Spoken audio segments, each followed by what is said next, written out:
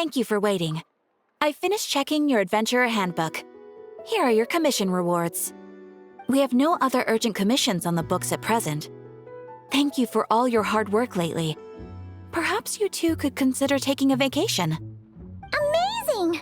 Paimon never thought we'd end up having downtime in Nocturne. Things were pretty hectic when we first got here. Everywhere you looked, it was either the Wild Hunt causing chaos or the Vatui stirring up trouble.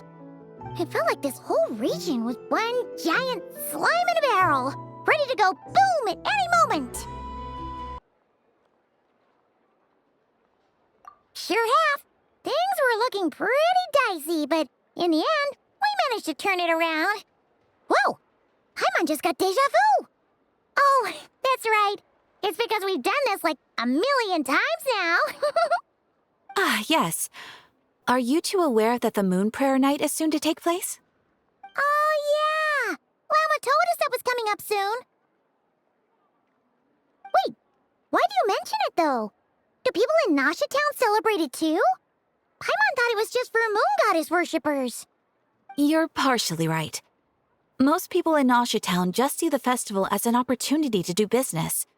They do not concern themselves with the religious element. The festival was first celebrated by the Frost Moon Scions. On this day, they would wear moon prayer blossoms and celebrate the birth of the moon goddess through song and dance. They would also prepare food and handicrafts and give them as gifts to others. Over time, it became Nocturne's most lively festival. Whew! Sounds like fun!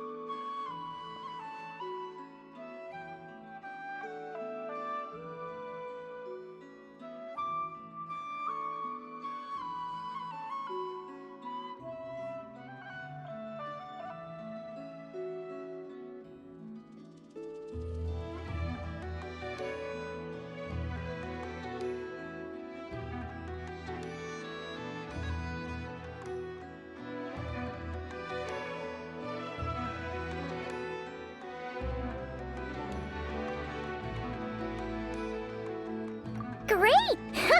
Well, in the meantime, since Catherine doesn't have any commissions for us, let's focus on some personal business instead.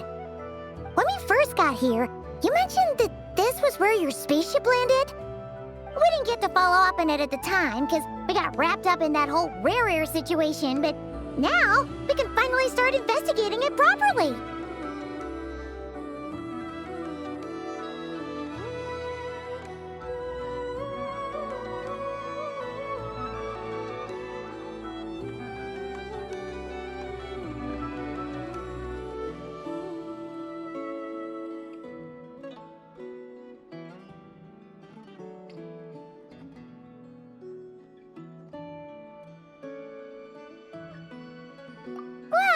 There's a saying Paimon's heard around these parts, which goes, if you lift up a rock, you'll find something you weren't looking for. By that logic, you'll never find what you're looking for while you're searching, but the moment you stop looking, it'll jump right out at you.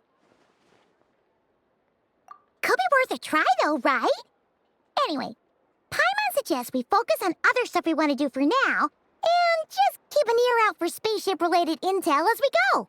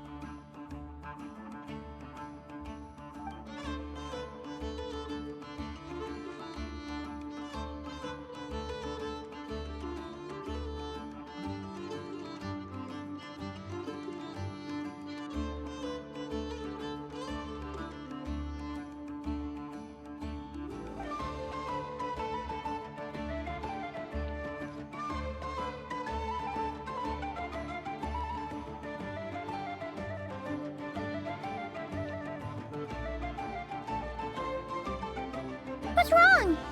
You look super serious all of a sudden.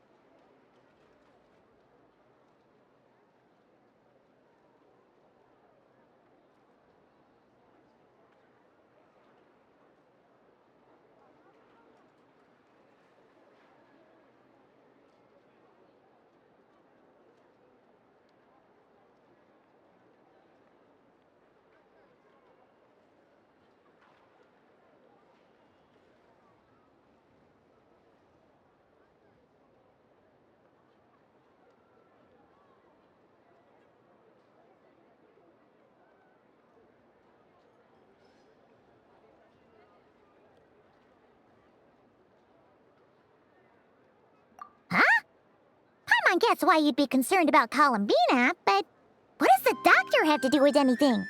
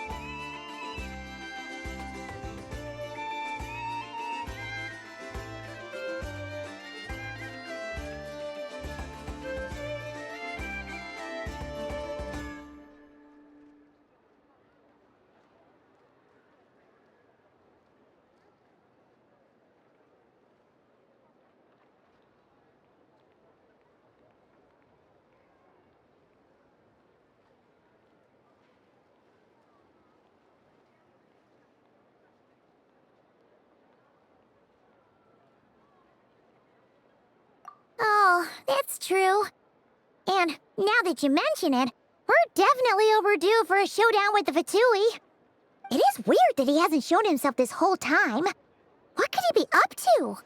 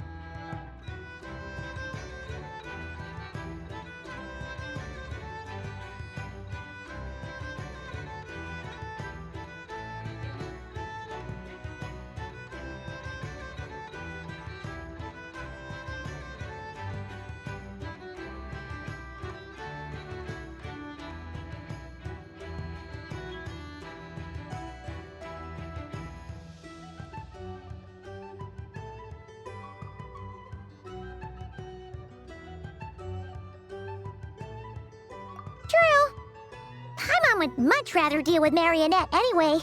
She says the meanest things, but when it comes down to it, she doesn't seem like a bad person. Maybe it's the pressure of being a Fatuse? Especially as a Harbinger. Does she feel like she's gotta act tough to keep up appearances or something?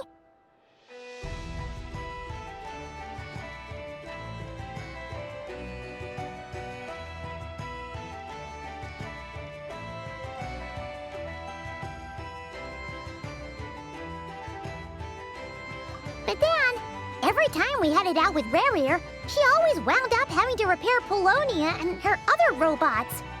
That's gotta sting. Losing face always hurts more for people who care a lot about their image. She's probably still furious about it.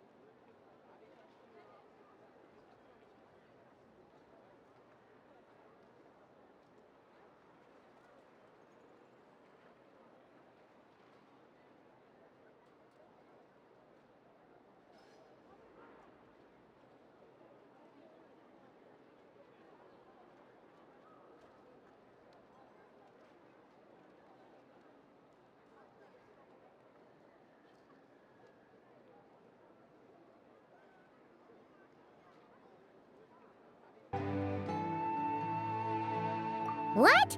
Relax! She's not even here! Huh? What's the matter? Oh, nothing! Sorry, we'll be on our way now. Where are we again? Oh yeah, Columbina? Right, yeah, let's go see Columbina.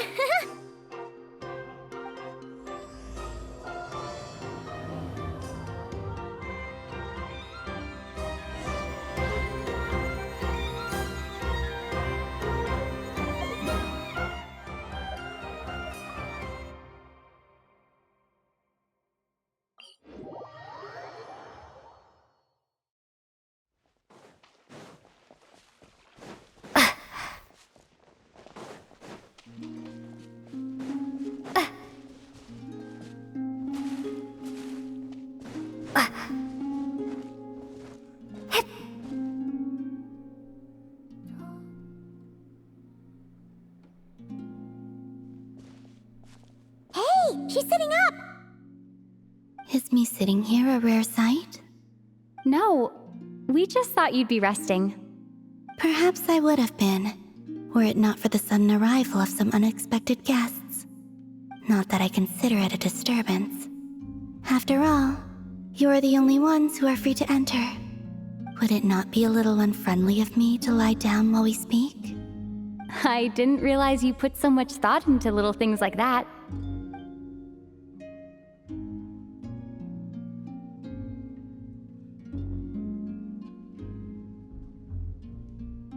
Only sometimes. There have been moments lately where I think about you and your companions. They are warm, mysterious, and cozy memories. Very few of my past memories are anything like that. They say that travelers return home bearing bags full of souvenirs. But my luggage was empty, and I believed it would stay that way. Return home? So, you're still planning on returning to the moon? Yes. This planet continues to reject me, reminding me that I do not belong here. If I remain into that, there will come a day that I disintegrate. And I don't mean reduced to dust or turned into food for the flowers. I mean, I will cease to exist entirely. Alright then. Well, we're sure gonna miss you. But it sounds like we'll have to say goodbye. How do you intend to return? The moon prayer night is soon to arrive. On that day, the moon will be closest to Devat. The Kuvaki in this land will reach its peak at that time. I merely need to grasp the tide, and with relatively little effort. Oh, Paimon gets it! It'll work like a slingshot! You make it sound like she's gonna get blasted up to the moon.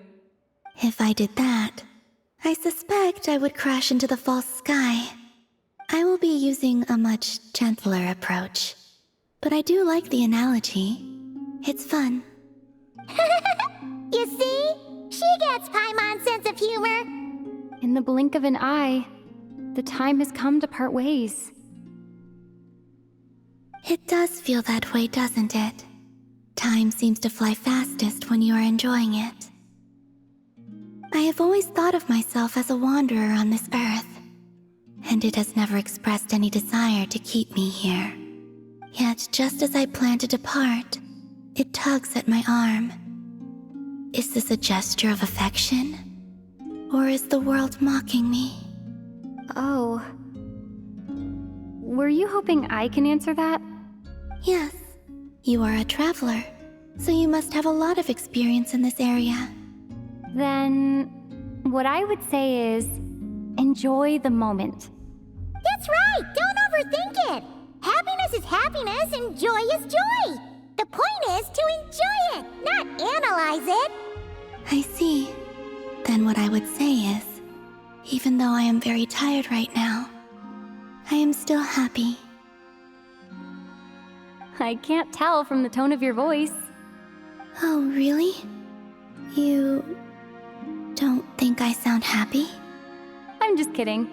I could tell you were in a good mood today from the moment we saw you. Ah, a joke. albeit not a funny one. Anyway, I assume you're here about you-know-what. Give me your hand. Actually, it's not that. There's something else we wanted to discuss with you. Oh, then, do you still want to give me your hand? Or not? Sure.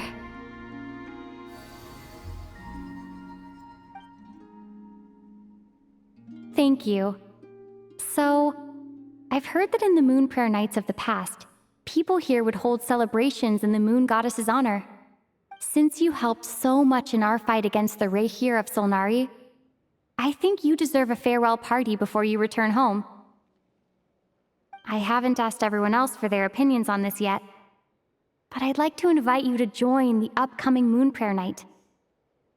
I've never joined a Moon Prayer Night before.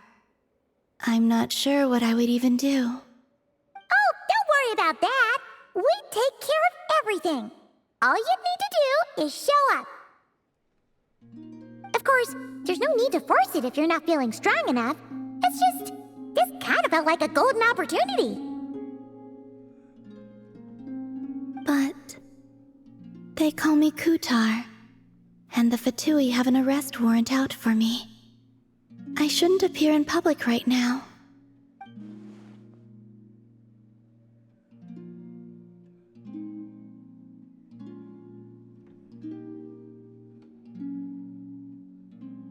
I'll make it work. You have my word. Yeah, we got your back. Well, she does. Paimon's actually not too sure what she's planning. All right, if you're sure. I will not refuse your invitation. I suppose it wouldn't hurt to pack a few more sights from this world into my suitcase before finally learning what my homeland looks like. Oh, if you see Lauma, please tell her that my answer to the question she asked me is neither yes nor no. Rather, it is, there is no need. That was kinda cryptic, but sure. Guess it's between the two of you. We'll pass along the message. Bye for now.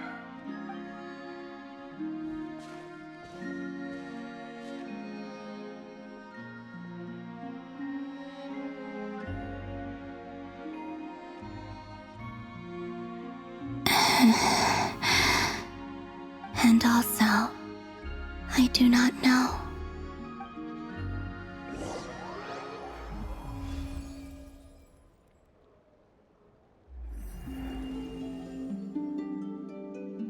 Since she's agreed to join the festival, let's go see who else wants to take part.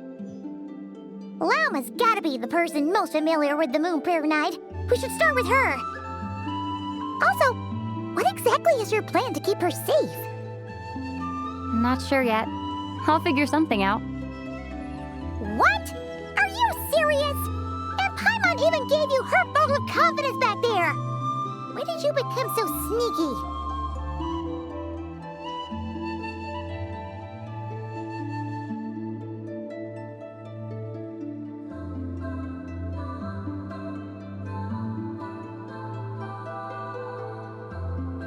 What they say is true.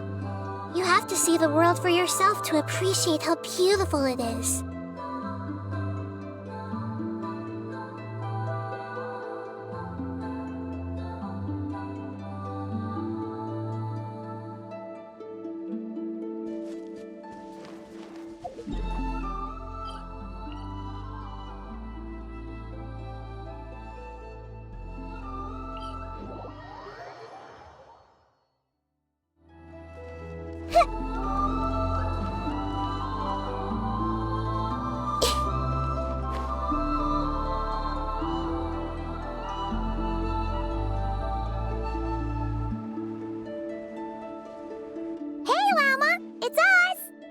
Huh?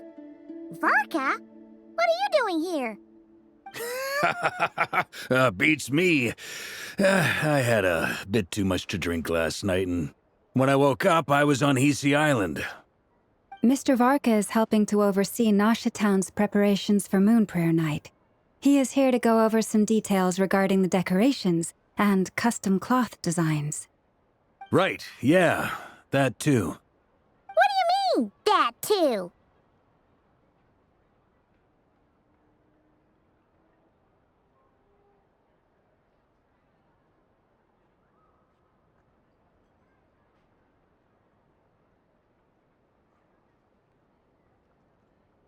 Yes.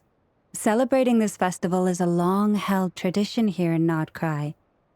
On this day, the crescent moon at the top branches of the verdant crest turns into a full moon, and the moon prayer blossoms bloom with a special radiance. Our people take these to be blessed omens. It's an especially welcome event coming off the back of all that nasty business with Rare. Everyone got put through the ringer recently, and now they're looking to turn their fortunes around. The big shots in town all agree that a big, lively celebration is just what we need to rebuild people's faith in this place. No wonder Catherine said that people weren't so bothered about the religious element. That's right. It's become more of a local custom by this point. The celebrations have little to do with whether the religious stories behind this event are true or not. Even the Frost Moon Scions are eagerly awaiting the coming of Moon Prayer Night, despite now knowing that their past beliefs were founded on a falsehood. That's fair. It's a bit like the lantern ride in Liyue. It's a chance for people to enjoy themselves, not debate the existence of the Adepti.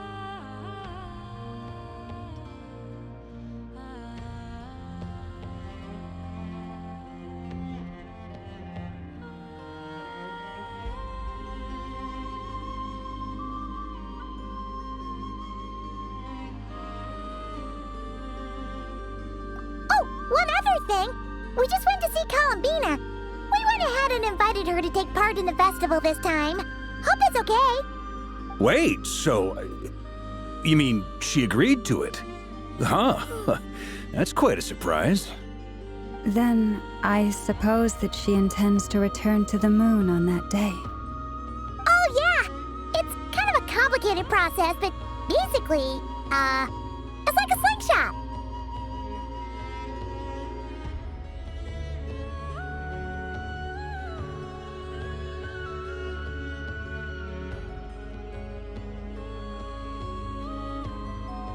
I understand.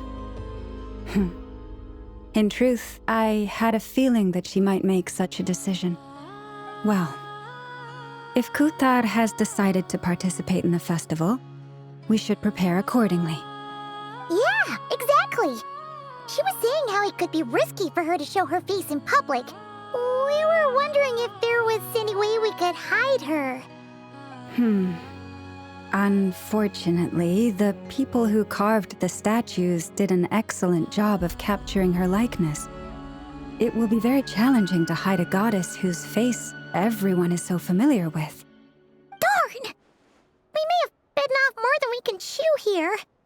Nah, don't sweat the small stuff. We can handle that.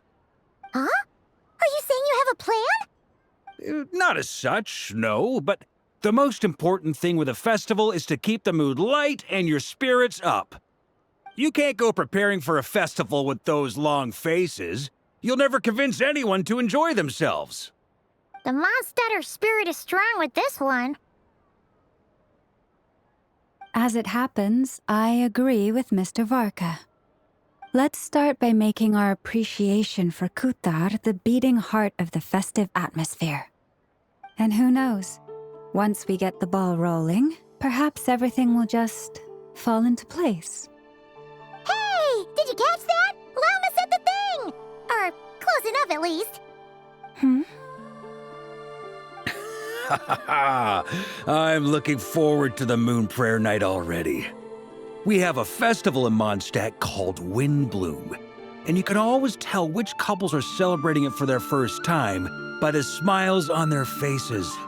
Big, beaming smiles like their whole face is glowing. And I have a feeling we'll get to see that same smile on the moon goddess's face at this festival.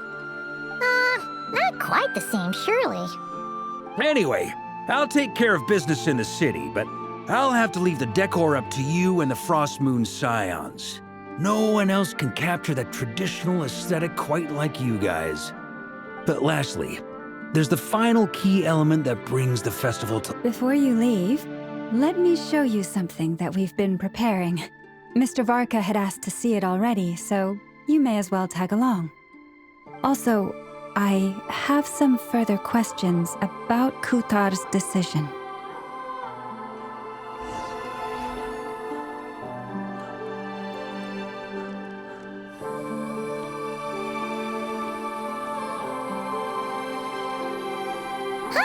What's this? They sure look like they're having fun. I believe so. Kuhenki seem very skilled at playing drums like these, although I'm not sure where they learned it from. Maybe it's an innate talent? In their eyes, they're probably just playing with toys.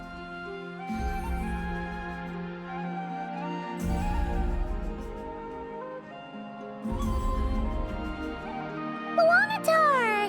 You want to play too?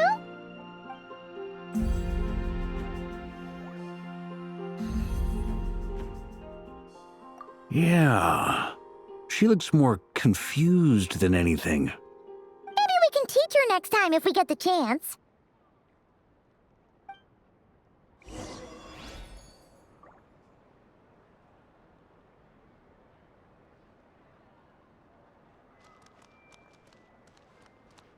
What are these floaty things? Moon veils. We hang them from buildings in the city during the... Everyone seems hard at work. They're preparing items for Moon Prayer Night. For instance, the sculpture being made over here, Mr. Varka and I were just finalizing the details of where it will be placed. Ah, there she is. I didn't know the finished article would be so large. Not to worry, though. All the necessary arrangements have been made. Just let me know once it's ready, and I'll get some people to ship it over. You have my thanks. And over here, we are preparing a very traditional confection. Oh, look at all these colors! It looks great! Can Paimon try one? Of course. I have a feeling you'll like it a lot. You bet! Sweets and treats are Paimon's favorite! If you included those in the Feast of the Moon, I bet Paimon would have joined the Frost Moon Scions by now. There will also be verdant crests like this present in Nasha Town during the festival. The timing of Moon Prayer Night is not completely set in advance. We make a rough estimate, then observe the changes in the verdant crests and moon prayer blossoms to guide us. As such, the wait itself is a fun feature of this particular festival.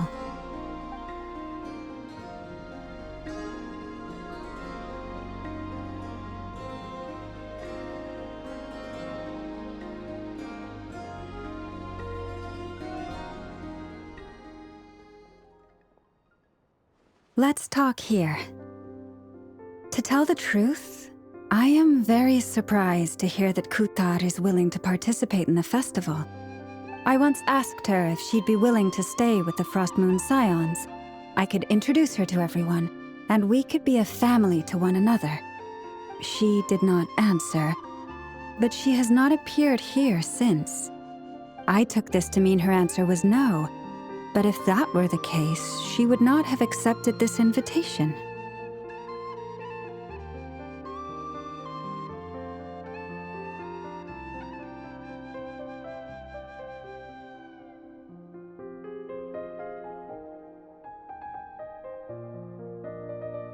Ah. I see.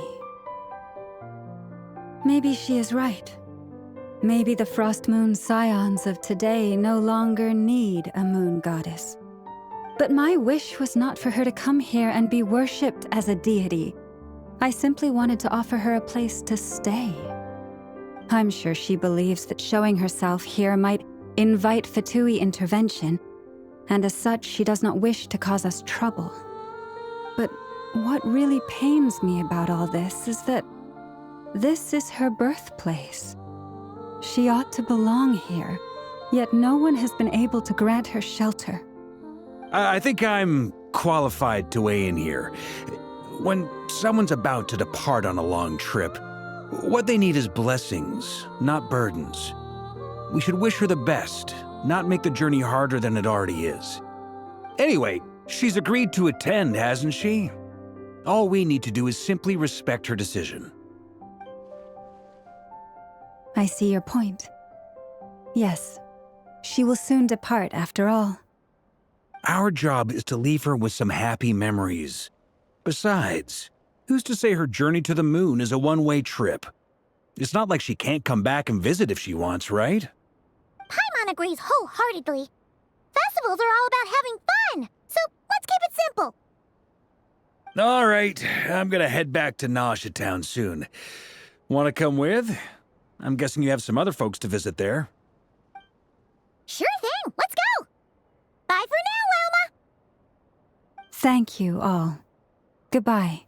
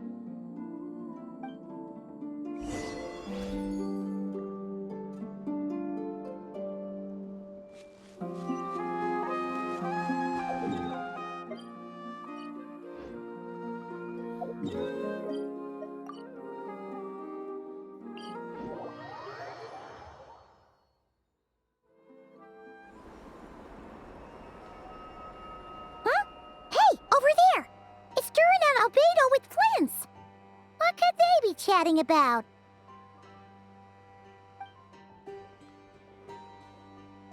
Your guess is as good as mine. Ah, Grand Master, and the Traveler and Paimon. Hello there. It's been a while. Perfect. We have some new volunteers for our investigation.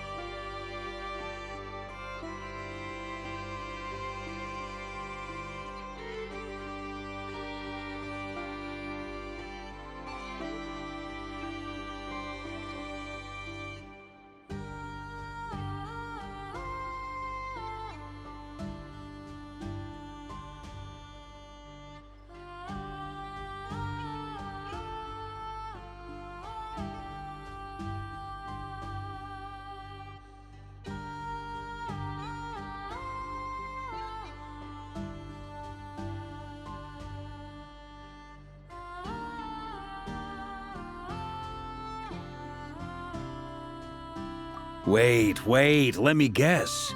The righteous Lightkeepers are finally ready to hunt down the Abyssal Dragon? Yes, that too. Yeah, right! Oh, wait! Why does everyone keep saying that too? Well, to be precise, the facts match, but not the causality. Wait, so I guessed right? Half right. Don't act so impressed with yourself.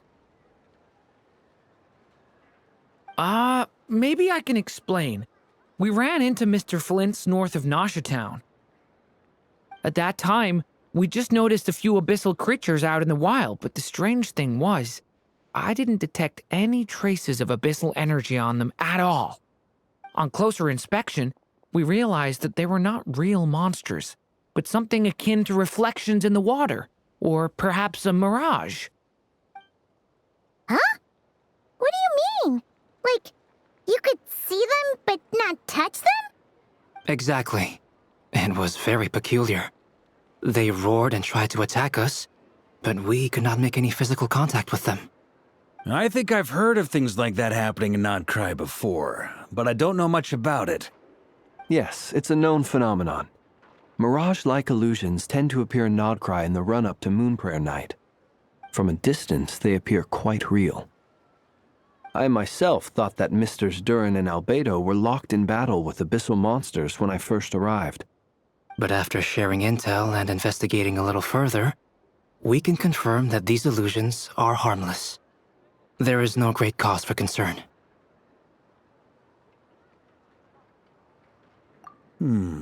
All the Mirage stories I've heard are either animals, rocks, or small houses. Abyssal monsters, though? That's a first. It's a first for me, too. So I'm planning to look into it further just to be on the safe side. I intend to inspect a few more locations. What about you two? Any plans? Alice contacted me a few days ago.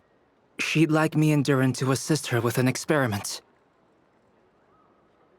But we lost contact shortly after receiving the message. I'm sure that comes as no surprise to anyone familiar with her. We don't know when the wind will blow, yet when the wind blows, we will know. That, in a nutshell, describes how Alice operates. Yeah, that tracks.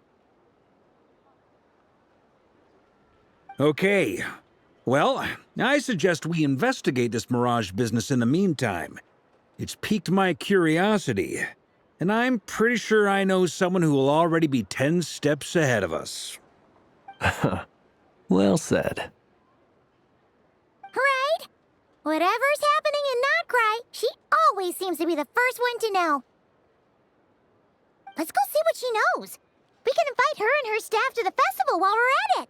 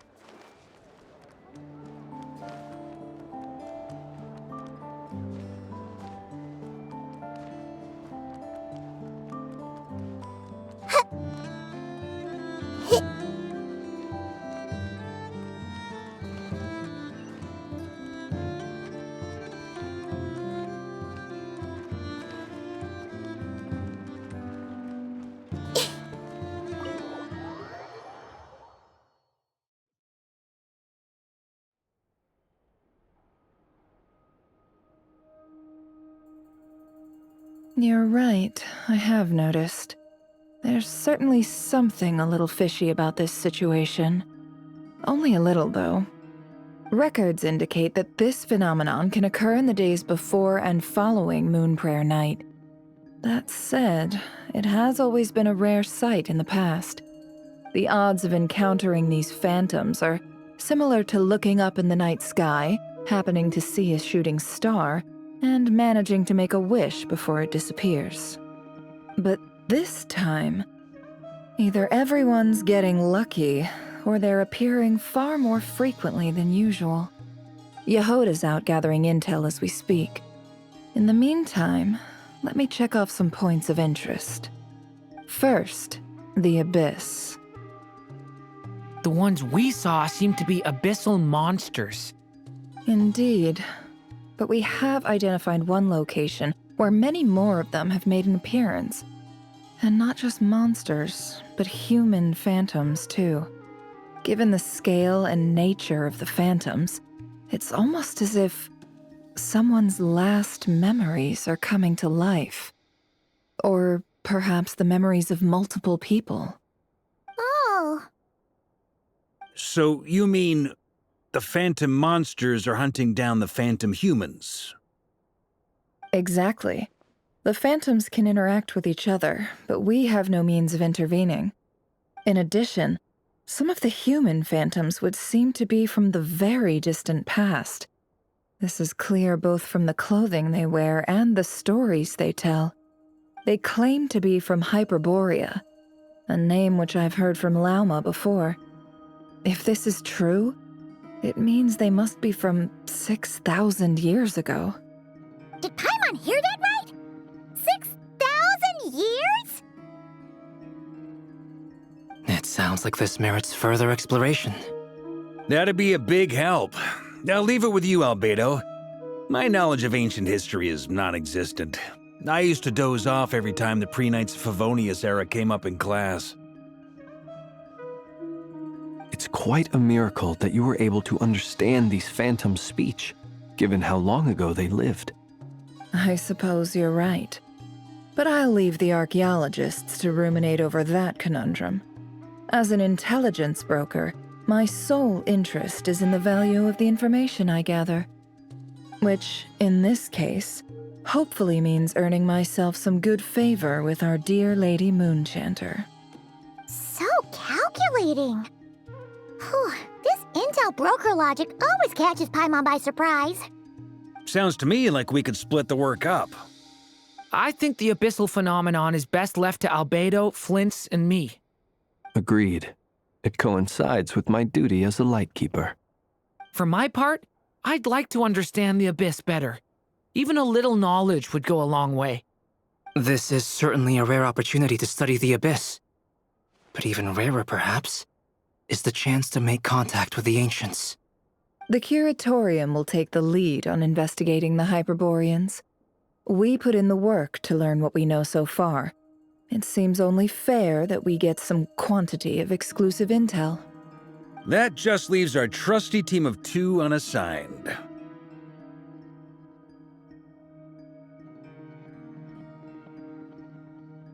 Since you became an honorary knight, of course.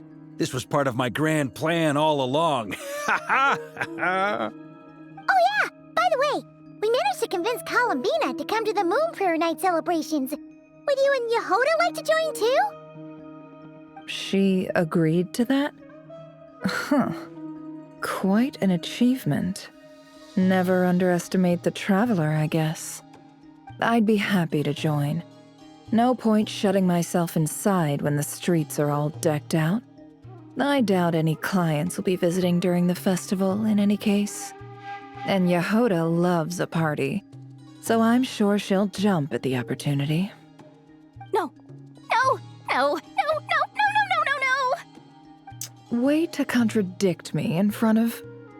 Wait, no, that's not what I have bad news, boss!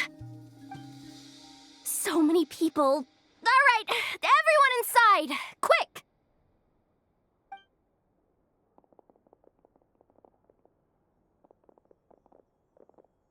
This is gonna sound crazy, but hear me out.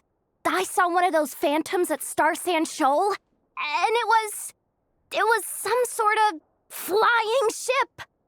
Like a spaceship?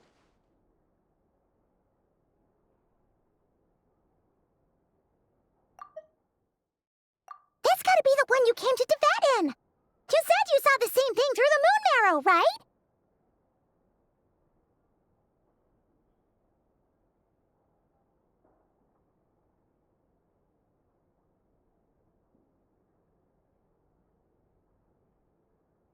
Huh? You already know about it? Ugh, I thought I was gonna blow people's minds. Turns out I'm the last to find out. Wait, back up. You came here in a spaceship? Now my mind is blown! What's it like on the inside? Was it like flying through space? I want to know everything! Yep, exactly. Huge discovery. You're the best, second best intel broker in the world. After your boss, of course. Wow. Really? Well, I don't know if I'm all that, but... I guess that decides where we're heading next. Come on, don't look at me like that. I know the spaceship doesn't have anything to do with me, but you don't want to leave me as the only one twiddling my thumbs, do you? Please? Fair enough. You can tag along. In that case, let's meet back here to discuss our findings once we're done. I wish everyone a productive investigation. You too.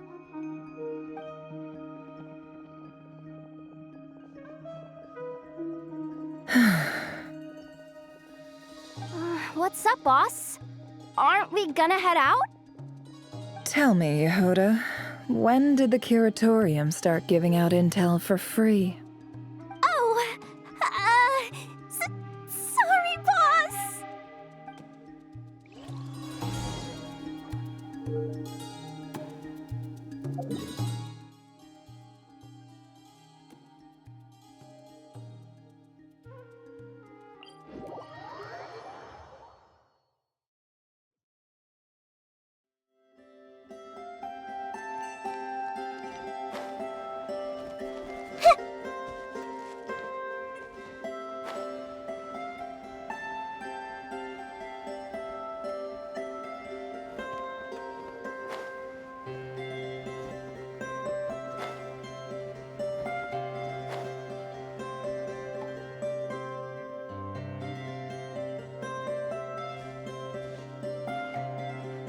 Well, what do you know? Yehuda was right on the money. This Phantom really is your spaceship. But that's so weird. Why would it show up here? Is it some kind of projection? Or a ghost? Like, maybe it no longer exists. But somehow it left an... Ah, you're already here. Miss Lauma, what a surprise. I thought you were busy with festival preparations. I was, until one of our people informed me that a strange sight had appeared at Starsand Shoal. No one's ever seen something quite like this before. I thought I should see it for myself. Same here. Oh, so we heard that these things appear around the festival period. Any idea why that is? Unfortunately not. We have very limited information about them, since they can't be interacted with. And no human phantoms have ever made an appearance before now. The most we've been able to deduce is that these sightings appear to be connected to the increase in Kuvaki energy around this time. Yeah, seems like that's all we can do. This is all so confusing. Allow me to lend you a hand.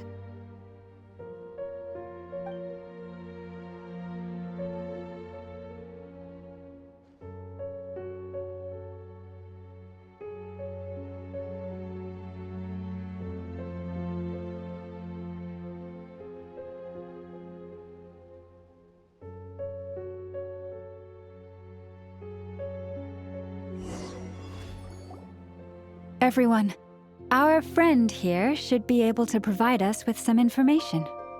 Is that a phantom rhymehorn deer? I've heard about how the Frost Moon Scions live in harmony with the animals and can even communicate with them. That's coming in handy now, for sure. Okay. Yes, I understand.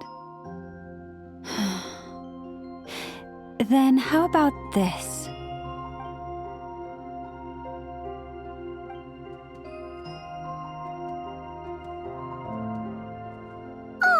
It's leaving.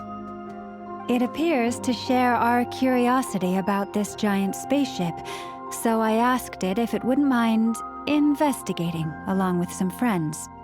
In return, I told it about some nearby spots where the wild fruit grows abundantly.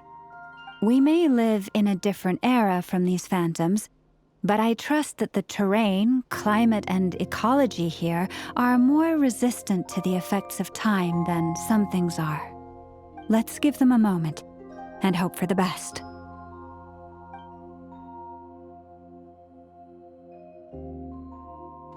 All back together? Must have been a lot of fruit.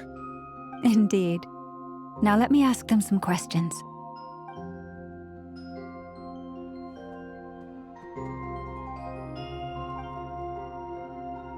It did find a lot of wild fruit, enough for them to feast for a long while. This puffin circled in the air several times, but didn't spot anything out of the ordinary. Certainly nothing to do with the spaceship. Huh. Well, it definitely makes sense to get a bird's eye view. Indeed. Other than that, I was also thinking that the world these phantoms see is also different from ours. Oh, I get what you mean. The wild fruit exist in both times and spaces, but there might also be things that only exist in that space-time, which we can't see.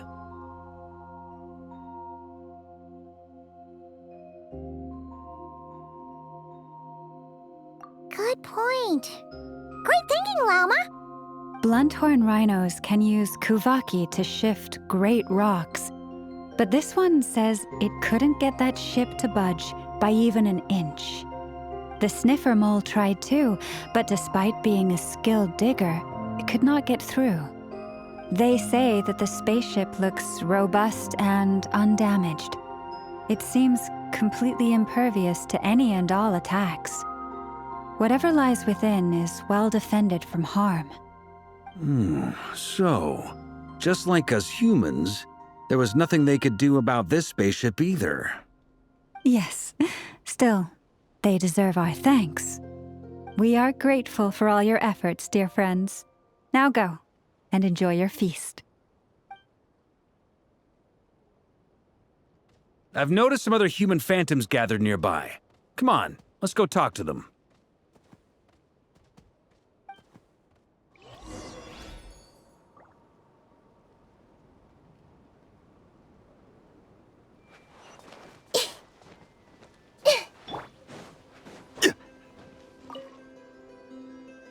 What is this thing? I've never seen it move, and there's no way to get inside. Goodness knows.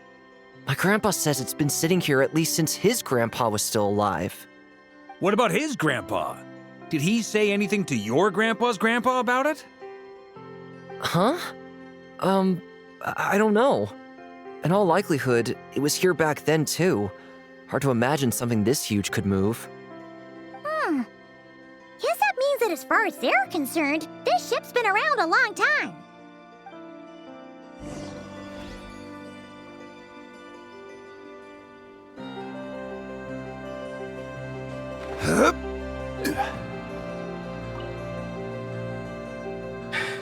Come on, brothers. If we can get even a small chunk off of this thing, it's gotta be worth a fortune. Today is the day we strike it rich. Huh? You mean Paimon? Yes, brother, I shall join you. Let's make our fortune. We should go with them. What the? This thing is crazy tough. I can't even scratch it. What's it made of? Sorry, brother. Looks like we'll have to seek our fortunes elsewhere. Enjoying yourself? I was just seeing if I could influence this phantom's perception by playing. But nope, no dice.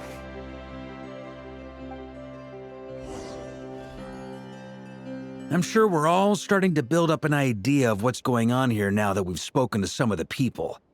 These phantoms are reenacting real historical events in Nocturne. It's almost like we're in some kind of interactive stage play.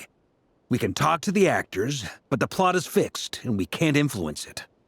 It makes sense. History is set in stone. The objective facts of the past cannot be changed. Paimon totally thought you were just goofing around earlier. But actually, you were doing some serious investigating. Of course I was. Anyway, at this point, I think we're forced to conclude that although the Phantom spaceship is right there in front of us, we aren't going to learn much about it from these people.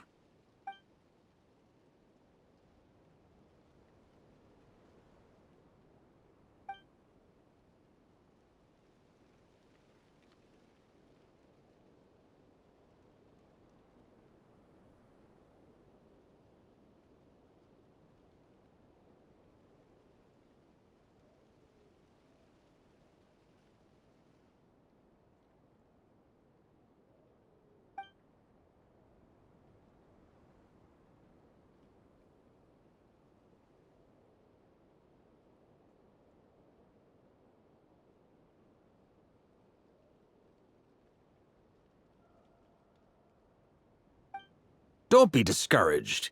If nothing else, this is proof of the ship's existence. And think about it. So many people tried to hack their way inside, but no one could get the door open. It's made of very tough material. To me, that says that we'll either find the ship itself or the story behind it. It's just a matter of time.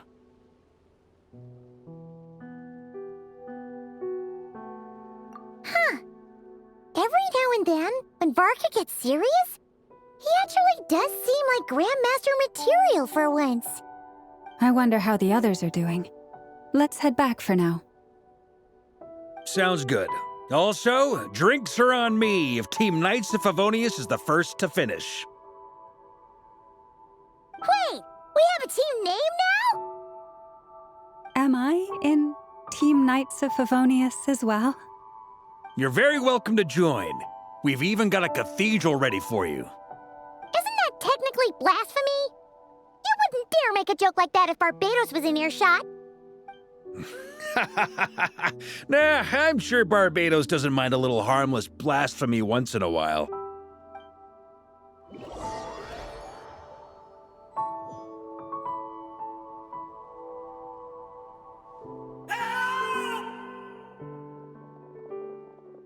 Oh, no! Get away! Oh.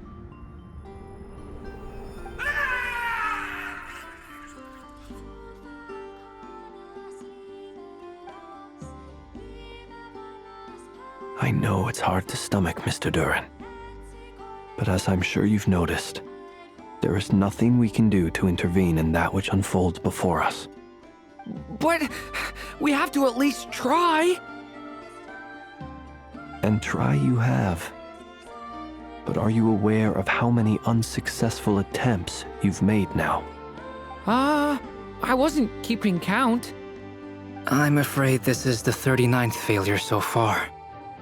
Or the 5th if we're only counting this particular victim. There are no indications that these phantoms may be altered in any way. You seem to have calmed down a little. I'll make us a fire. You should rest and have some water. Feeling any better now, Mr. Durin? May I ask a few questions? Be my guest. What exactly are we witnessing here? What happened to those people? My guess would be that we are seeing Nocturne during the Conrian Cataclysm. Would that be accurate? Conria. That is correct.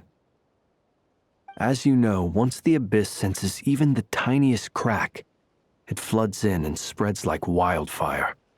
There was a time in the distant past when it permeated all of Nocturne, causing immeasurable harm. The people paid a terrible price to heal this land.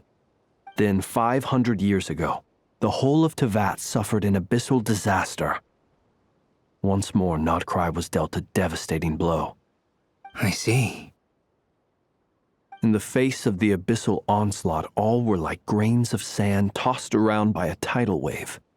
Be they human, fae, or god. The moment you witnessed is but one drop in a whole ocean of catastrophe. All right. I guess that answers my second question, too. I wanted to know why there's nothing I could do to help them, and that's because what we are seeing is history. That would be my guess as well. As I understand it, history and fate are not all that dissimilar. The latter may be unseen to us, but both are immutable. Yes. Fate was determined long, long ago. I still have a couple of other questions for you, Mr. Flint's. You mentioned more than one abyssal disaster that has struck this land in the past. How can you be sure that what we're seeing is from the Conrian incident? And also, how are you able to stay so calm when you're talking about these events? From everything I know about you, you're not cold or ruthless, and you're not indifferent to the suffering of others. Alas, I am forced to show my age. I must be 600 or 700 years old by human measure. Wait, so you... One is not easily moved by history when one has witnessed the truth firsthand. I'm sorry. You needn't apologize. Your passion is a good thing to have. Treasure it, because someday you may find it in terribly short supply. Now, at the risk of offending you, I have a question in return. Your curiosity toward the Abyss, Is it born from hatred or because you sense its call? I only ask because I kept a fragment of Rerear's body in my lantern for a short time. Specifically, his heart. So I know what a burden it can be to carry the abyss with you. And I hear its power growling from somewhere within you. In my eyes, your mere existence is a miracle. My honest answer is... I don't know. I don't think I have the confidence to say for certain. What I will say is the abyss is not the only issue that haunts me. Even before I became who I am today, the question dogged me constantly. Should I even exist at all? My doubts remain unresolved. But when we fought Rerear, something became a little clearer to me. Sometimes it is the darkness within us that allows us to achieve the impossible.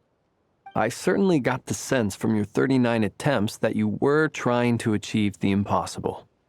It sounds like you've resolved to see the truth for yourself. Absolutely. In that sense, he and I are quite similar. Then I wish you every success. I look forward to the day of your transcension. Well, if everyone's caught their breath, I suppose we should head back. Oh, and one last thing. I'd appreciate if you kept our discussion about history a secret.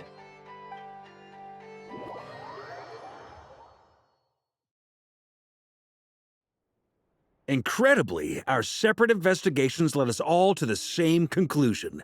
Hooray for consensus! Yeah, but we barely learned anything, though. I totally thought this would be the mother lode. Talking with the ancients? I mean, come on! But nope, all we got was useless snippets of conversation. And all this stuff about moons and hyperopia. What a load of baloney. Seems like people back then had a few screws loose. I understand your frustration. We found the same issue. Each phantom only showed a very brief moment in time. There isn't much value to be found in these miscellaneous fragments of a civilization's history, no matter how glorious it may have been. If there's a silver lining, it's that these phantoms are harmless to the present reality.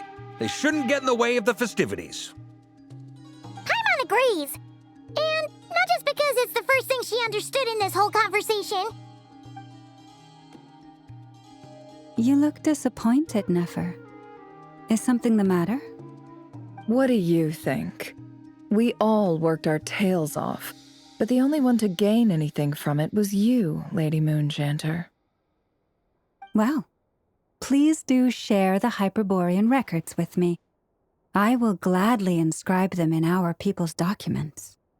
Oh, duh! Yeah! That was it! Hyperborea! Hyperborea. I'm serious. Only an expert in the Frostmoon Scions and their history can turn these records into valuable research material.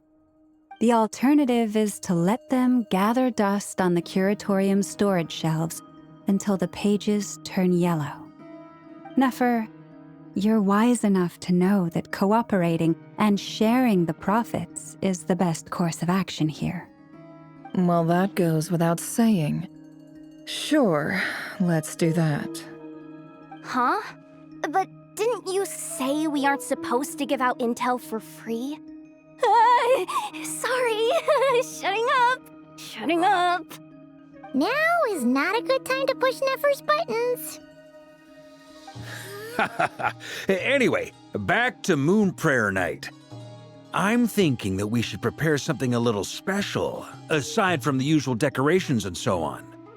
You mean a parting gift? Can't go wrong with food.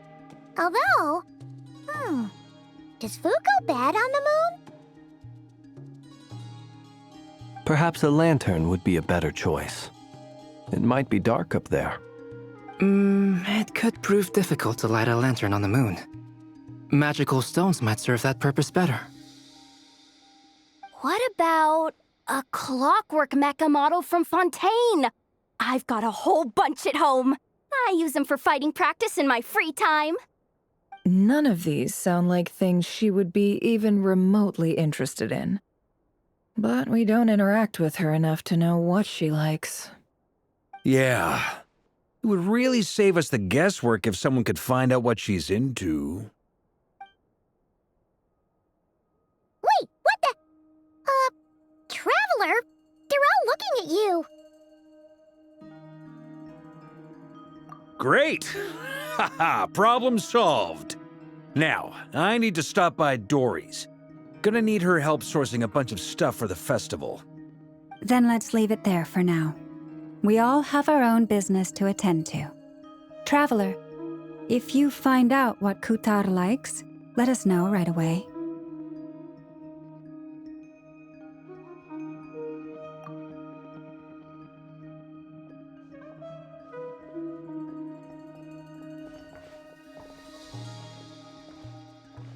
Is something the matter?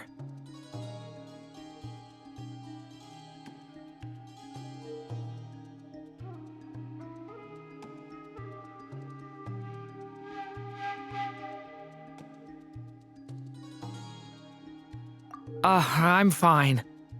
It's just... I'm still feeling a little rattled after witnessing the horrors of the Abyss. But it's okay.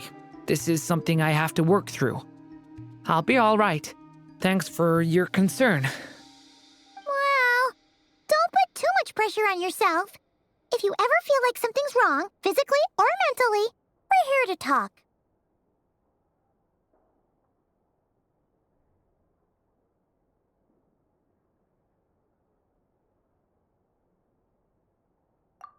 Come on. Stop treating me like a kid.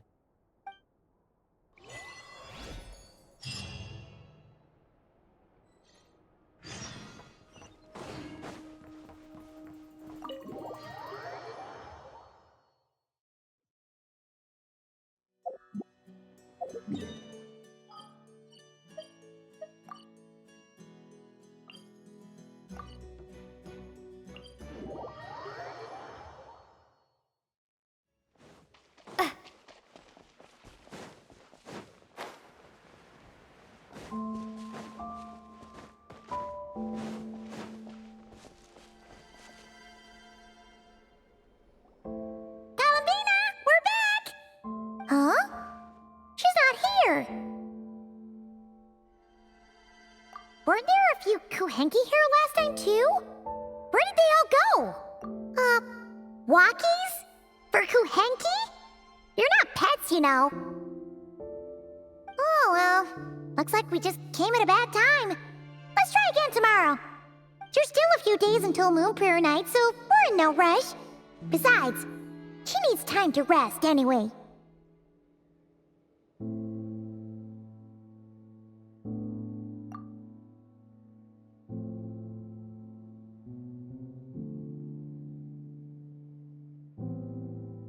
Columbina! Are you back yet? Oh, how strange. Looks like she still isn't here.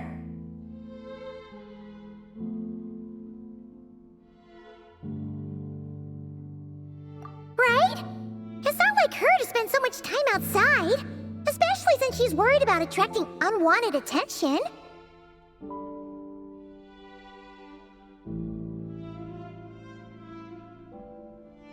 What about Luonatar? Luonatar, you there? Hey! Do you know where Columbina went? Sorry, didn't understand. But if you know where she is, could you take us to her?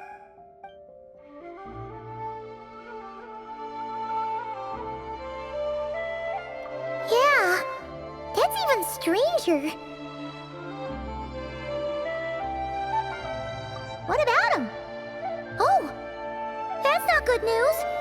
They change color when Columbina gets weaker, right? And they look super pale right now. Good idea. She might know what's happening.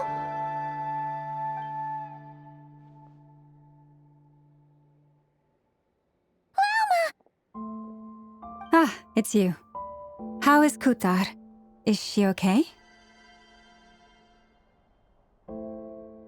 No, she hasn't. I came here to check on her after I noticed the flowers had changed color. Based on past precedent, she must be very weak right now. Even getting up to walk would be a struggle. It seems unlikely that she wandered off outside. Not to mention that she doesn't do that at the best of times either. So yeah, this is super weird.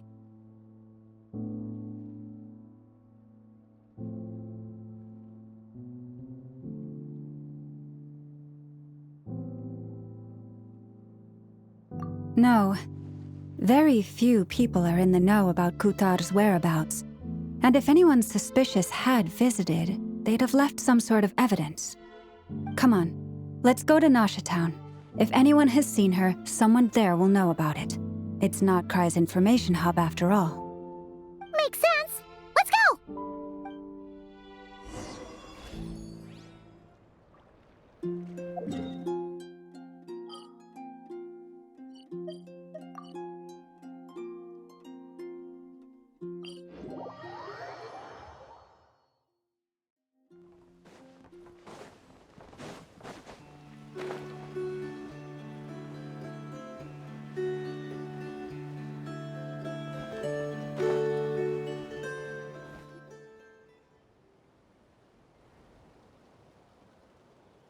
Moment. Is it just Paimon, or is this stall kind of suspicious? It's never been here before, right? No, I don't recognize it. Alas, your free and easy adventure time is over. Now, prepare to face the final boss of Nocturne. Whoa! Where'd that voice come from? Not sure, but it's definitely hostile. No, not that way. The final boss is right here. The sniffer mole? That's the final boss? Surely not. Also...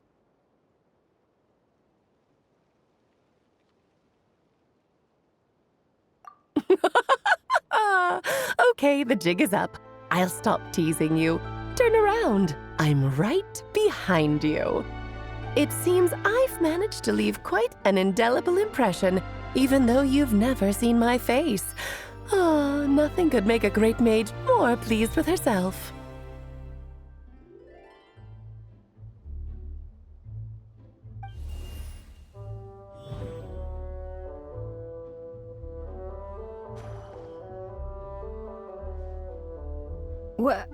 What is going on? I've heard that all the big shots in Teyvat have long, wordy titles that stun people speechless when they make their entrance. Unfortunately, none of them are affiliated with the Hexen Circle, and we ourselves keep a very low profile. The notorious name-dropping doesn't quite work for us. Still, I, for one, think I'm really quite amazing.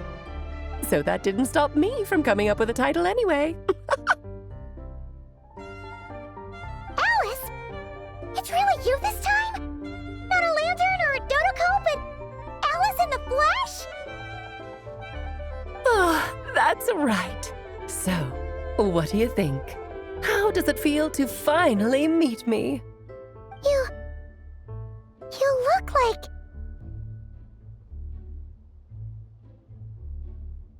Oh, that's the first thing you thought. A little surprising, but that actually makes me very happy. Because that means that when Klee grows up, she'll be just as stunningly beautiful as her mother. So she's a friend of yours? Kind of. This is actually the first time we've seen her in person. I see. Madam Mage, that was, quite a powerful entrance. I certainly won't be forgetting it anytime soon. It's okay, Lauma, don't force it. Paimon will do the honors. This is Alice from the Hexen Circle. She's a friend of ours. And of Arcus, too. That's right. She's a good person, just kinda... unpredictable. Well, what is the human heart if not unpredictable? If we could not do as we please, how would we differ from machines? I am Lauma, Moon Chanter of the Frost Moon Scions. It is a pleasure to meet you. Oh, I know. Before you got here, I spent a good, 15 minutes getting up to speed on Nodcry's present situation. In other words, I've read the whole "in the last episode" part, so we can skip the pleasantries. Fair enough. Well, Miss Alice, I can already tell that you have quite a unique personality. He'll get used to it. Paimon sure is. So anyway, what are you doing in Nodcry, Alice? Oh, I thought I told you already. This time, I'm the final boss. And what a formidable foe I shall be. Powerful, confident, decisive, and good luck finding my weak spot. You will never succeed.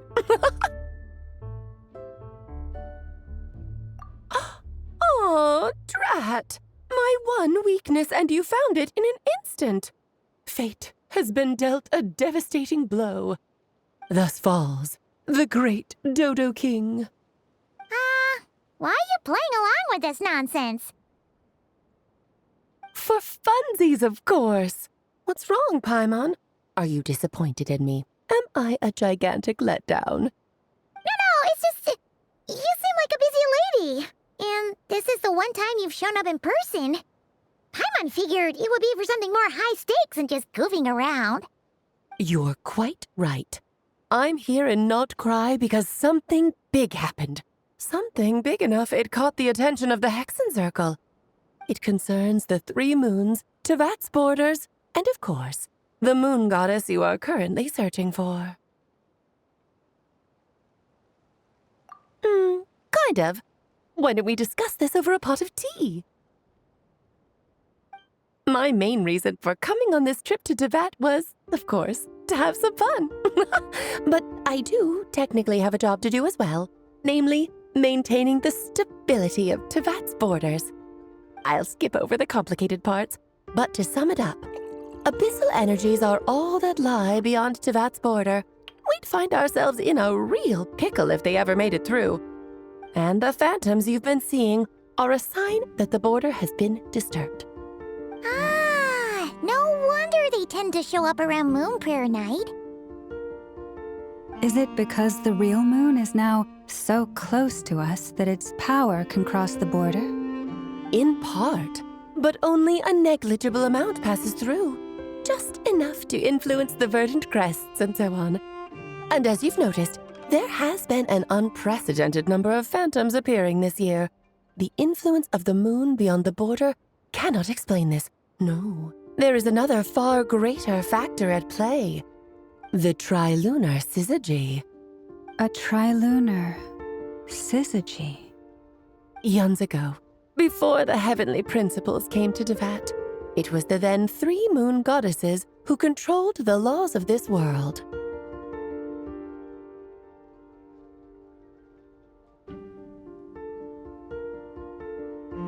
Oh, that's exactly it!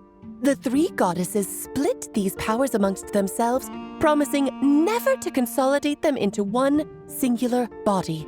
This was meant to keep the world stable. But fast-forwarding to the present, the eternal moon's marrow is with you, while the iridescent moon's marrow, which should never have appeared in this world, has been retrieved. Add that to the presence of a moon goddess in the flesh and... the power of all 3 moons is gathered here in Nodcry. There hasn't been an event like this since the War of Funerary Flame. And it's having a noticeable effect on Tevat's borders.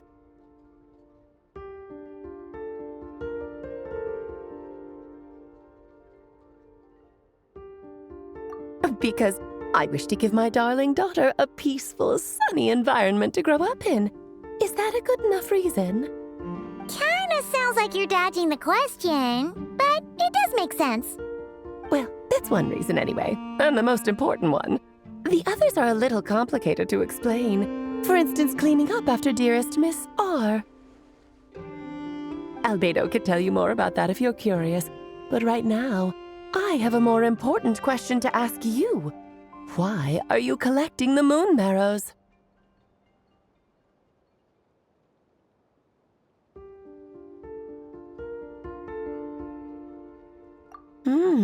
I see. Nicole told me about that legend once. Nicole? You mean meet Anne? Oh, so you remember.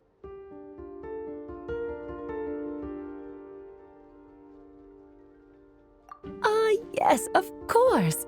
That was a story about fate, her area of expertise. But back to the story of our dear moon goddess. I'm afraid her intended method of returning to the moon is unlikely to work anymore. What does that mean? She may be missing, but she hasn't gone anywhere. She has disappeared.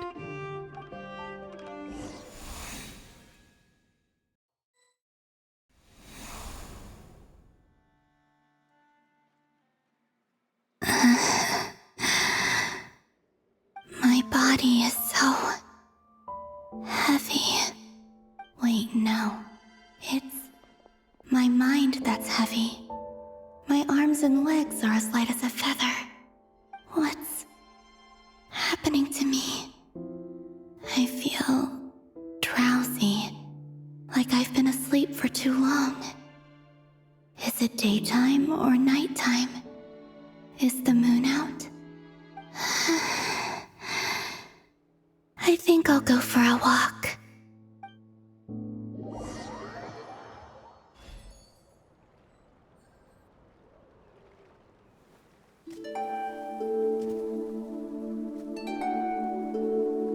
Are you out for a walk too? Huh?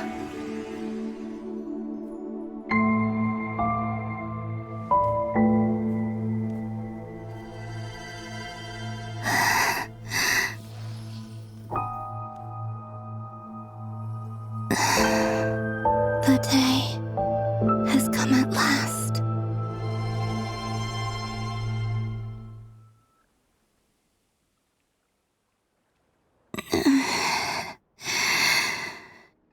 Have I grown so weak that I can't even sustain my physical form? But Moon Prayer Night is nearly here. I was so close to returning home. Death is near. Is this how it ends for me? Will I return to the moon after I disappear? Or... I don't want it to end like this. So far, at least, I still exist. Even if not physically, I can still feel. But as my power wanes, I'm sure that too will fade. I suppose I might take one final look at this world. The world where I was born.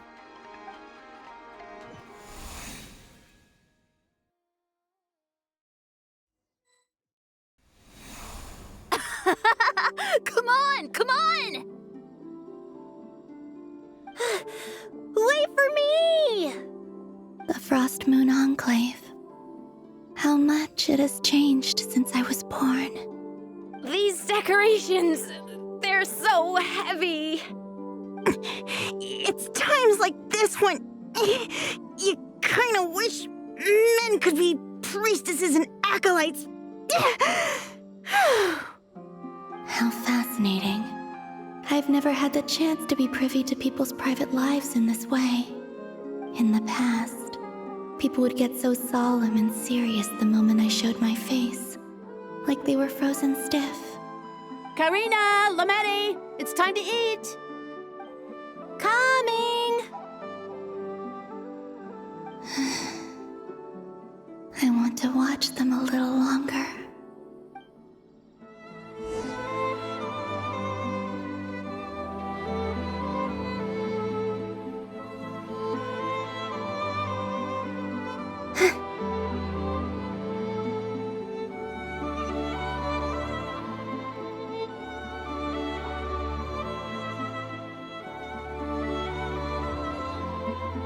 So just fill these balloons with air, right?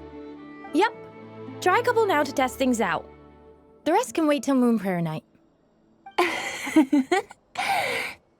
Think fast. Rita! Teasing an acolyte of the Frost Moon Scions? Surely that's a punishable offense. Take this!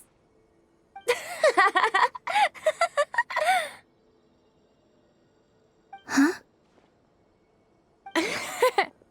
All right, enough horsing around. Lady Lauma gave us a task. We should get back to it. The task is just to check that the balloons don't leak, right? Doesn't matter if we fill them with air or water. Yeah. Okay, you got me there. And you got me there. But still, we can't use all the balloons before the festival even starts. We won't use all of them. And as long as Lady Lauma's trusted acolyte doesn't snitch, this can stay as a little secret between friends. A couple more can't do any harm, right? Oh, you menace. Then, think fast! Is pumping a balloon full of water really so much fun?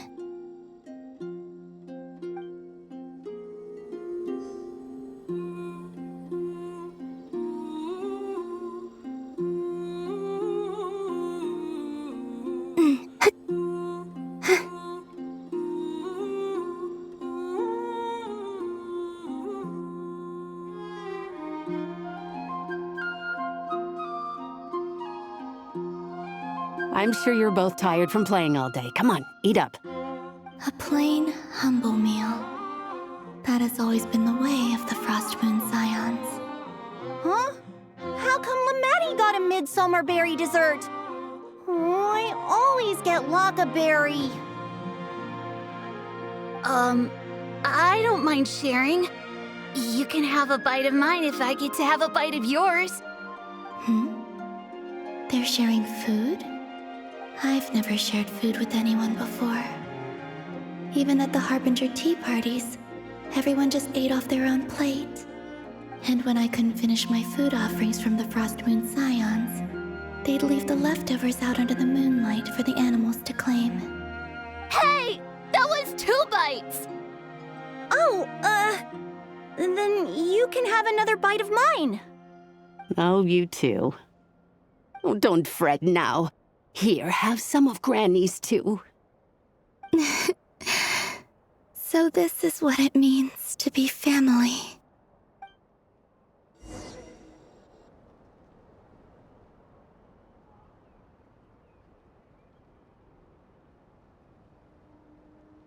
I'm seeing so much that I'd never usually get to see. They'd never act like this when I was around. It's nice, being able to just watch people in peace in these final moments. What a rare opportunity. I think I'll go take a look around Nasha Town, too. Maybe the Traveler will be there.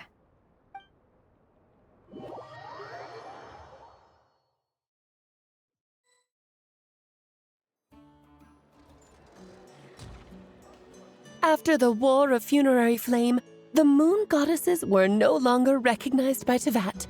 They lost the whole foundation for their existence. That's why the Moon Goddess's strength is fading.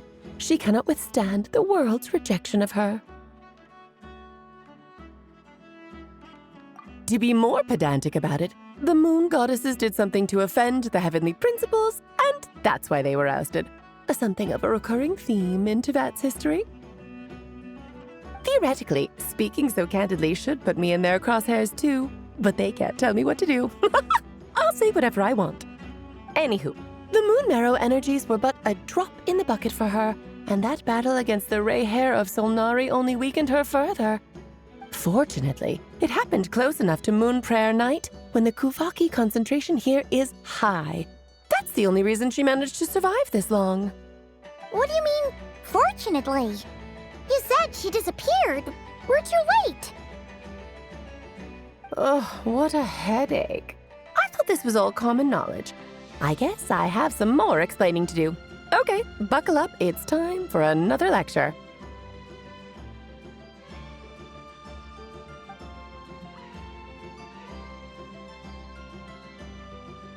Now, I said earlier that the moon goddesses lost the foundation for their existence. The reason for that has to do with the natural order. Basically, the rationale for their existence in Tevat was lost. The same logic applies to the present moon goddess, too. Consider her existence so far. Her comrades in the Fatui called her Damselette. And she was worshipped as Kutar by the Frost Moon Scions. But these connections have now been severed, whether by her hand or yours. So, the rationale that once sustained her existence is now gone. Wait, we did that to her? Oh, well, strictly speaking, yes. But let's not start pointing fingers, shall we? I'll only end up as the big bad villain, and that's not the kind of final boss I want to be.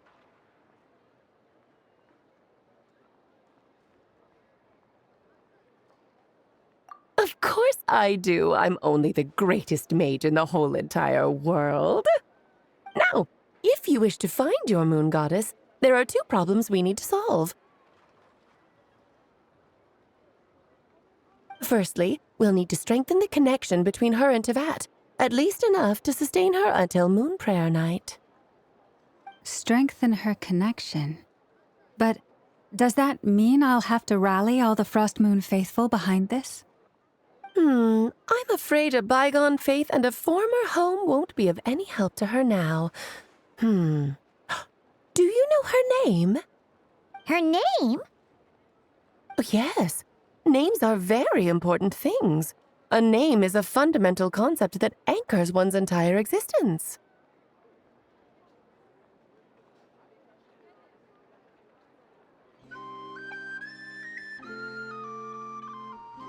Then your first job is to find it. As a moon goddess, I'm sure she must have a name she identifies with.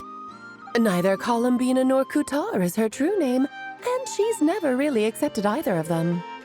So, finding out her real name is enough to sustain her existence? Yes, I know it sounds like a small step, but every journey begins that way. So for now, that's all we need to focus on. The second problem is with her plan to use the moon marrows to return to the moon.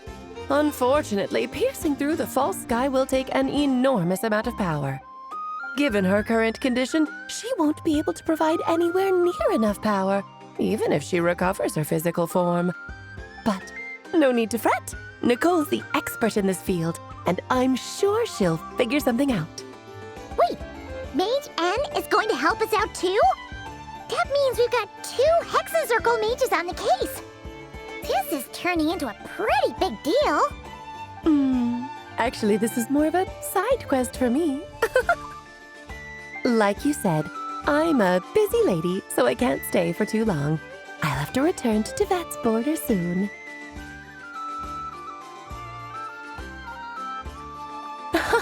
That's the upside you get for looking out for my little Klee. Hopefully that will incentivize you to carry on keeping her company in the future. Anyway, jokes aside, you'd better get moving. It will take quite a miracle for the moon goddess's consciousness to hold out till Moon Prayer Night. Oh, I suppose I might as well tell you where Nicole is before I leave. Off you go now. Time to meet your new friend. Oh, yes, and a little suggestion. Don't forget to mind your heads. What? I wonder how Durin's doing. I should really go see him before I head back. You really are super busy. I most certainly am. There's so many children I have to keep tabs on just in Mondstadt. Durin, Albedo, Venti, Varka. Klee didn't make the list, huh? Of course not.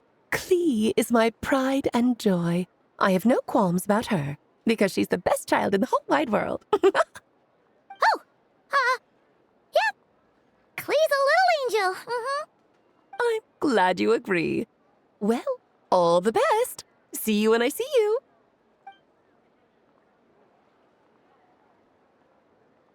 She left in a hurry. Yeah, she didn't pack up her stall. Should we handle it for her? I must say, I'm now very curious about her daughter. Klee, wasn't it? What's she like? That's a long story. Come on, we'll fill you in as we go.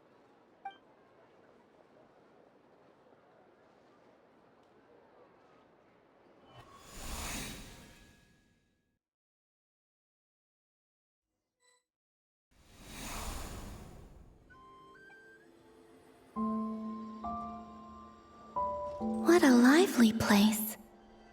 I've never experienced Nasha Town like this before. Hey, you old geezer! Your hammer's rusted through! Who are you calling old geezer? Are they quarreling? I'm looking right at him! You've really gone downhill since giving your daughter free rein in the workshop. Can you even swing a hammer anymore? It shouldn't take you days just to fix a single chair! You might as well use that hammer to massage my back for all the good it's doing. Don't run your mouth, or you'll get a back massage that'll put you in bed for the rest of your life. Look, the materials haven't arrived yet, all right? You know how busy it gets in the days before Moon Prayer Night. I'll bet you send all the materials to your little princess. Blood's always thicker than water, huh? All right, you've made your point, Uncle Koski. As soon as the materials arrive, fixing your chair will be the #1 priority. And Dad, if you've got time to chat, why don't you lend me a hand, See? Lolka knows what the score is. I guess they're friends. But the way they spoke to each other was so ugly. Then again, it wouldn't be the first time I've seen something like this. Columbina! Sing outside my door in the middle of the night one more time, and I'll unscrew your vocal cords. You hear me? Oh, Sandrone. So that was her way of trying to be friends with me. What a pity. I won't get the chance to say any ugly things in reply.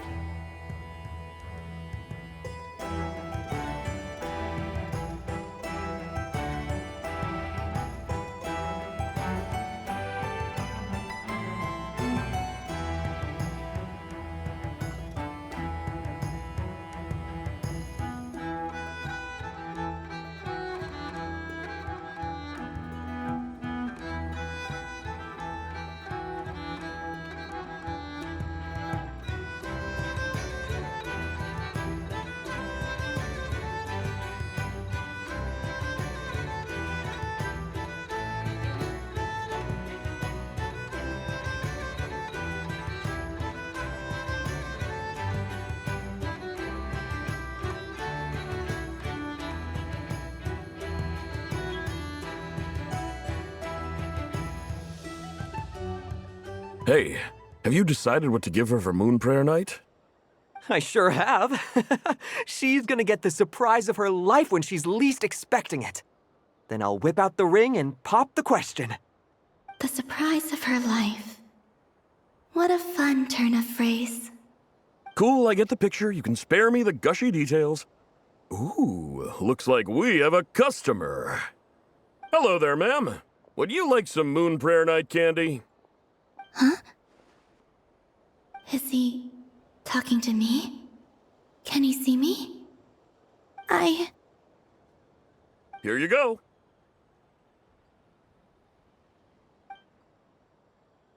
Oh.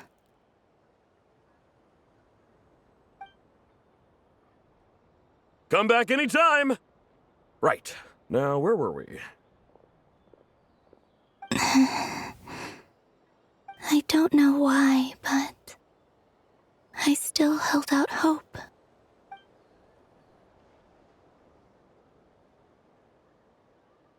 The most important thing right now is to find that mage. This name thing seems super important too, but where do we even start looking? I'd better go pay the Fatui a visit.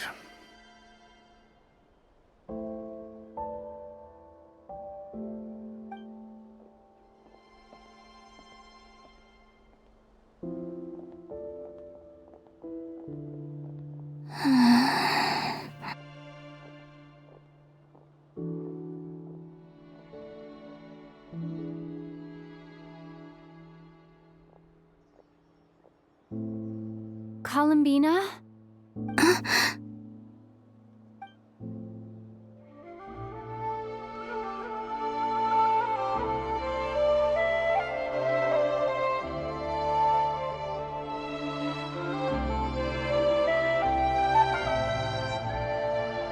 Traveler? Let's go! This is no time to be spacing out!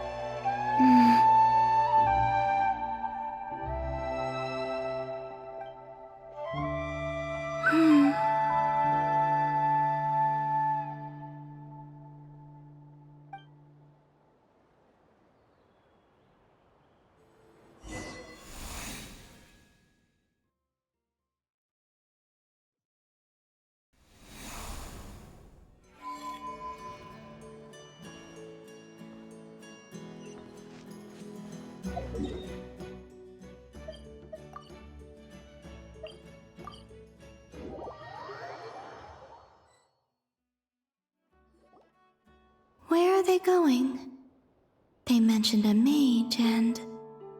a name? So, Mr. Varka, are you acquainted with this Nicole? Or should I call her Mage N? Not really. We've never met, though she has come up in conversation. From what I've gathered, Alice kinda took Nicole under her wing. Taught her how to speak in a more ladylike fashion, that kind of thing. Huh. Hard to imagine Alice as an etiquette coach. Yeah, Alice is a larger-than-life personality, I'll give you that. But then again, that's why she's able to draw such an eclectic mix of people into her inner circle. If I remember correctly, being an interesting person is actually one of her main entry requirements. So, if you ever wanted to join the Hexen Circle, I'm sure you'd both be eligible to apply. Hey! Don't go around making promises on Alice's behalf! I wouldn't dare. I'm just trying to paint a picture of the Hexen Circle for you. Okay, sure. Anyway, since none of us have ever met Nicole, how are we supposed to find her? We can't just go up to every woman in sight and ask, "Hey, are you Nicole?" Maybe something she's wearing will give it away? Like, a wind bloom pinned to her chest or something. Wait a minute. Alice never said Nicole was from Mondstadt. Oh, true.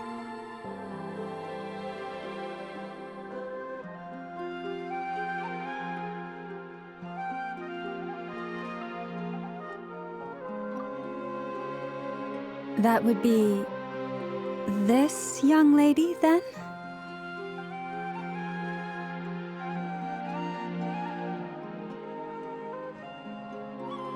Hey there!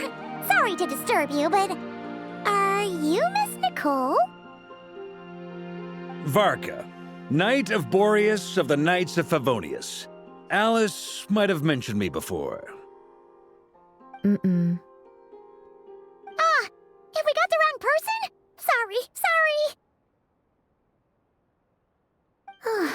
Well, this is awkward. When I shook my head, I meant, no, Alice hasn't mentioned you before.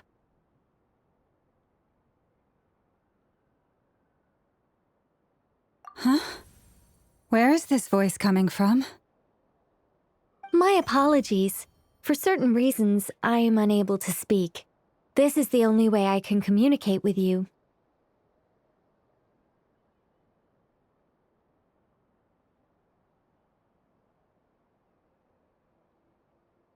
It might take some getting used to, but I hope you can understand. Hey, it's fine. I'm more shocked by the fact that Alice never speaks about me. I mean... As for you two, we have crossed paths twice before, but it is nonetheless a pleasure to finally meet you. It's really you! Thanks for all your guidance in the past! You're quite welcome. This time, things are different. We have reached the unwritten pages of the story. You might say that we stand at the crossroads of fate.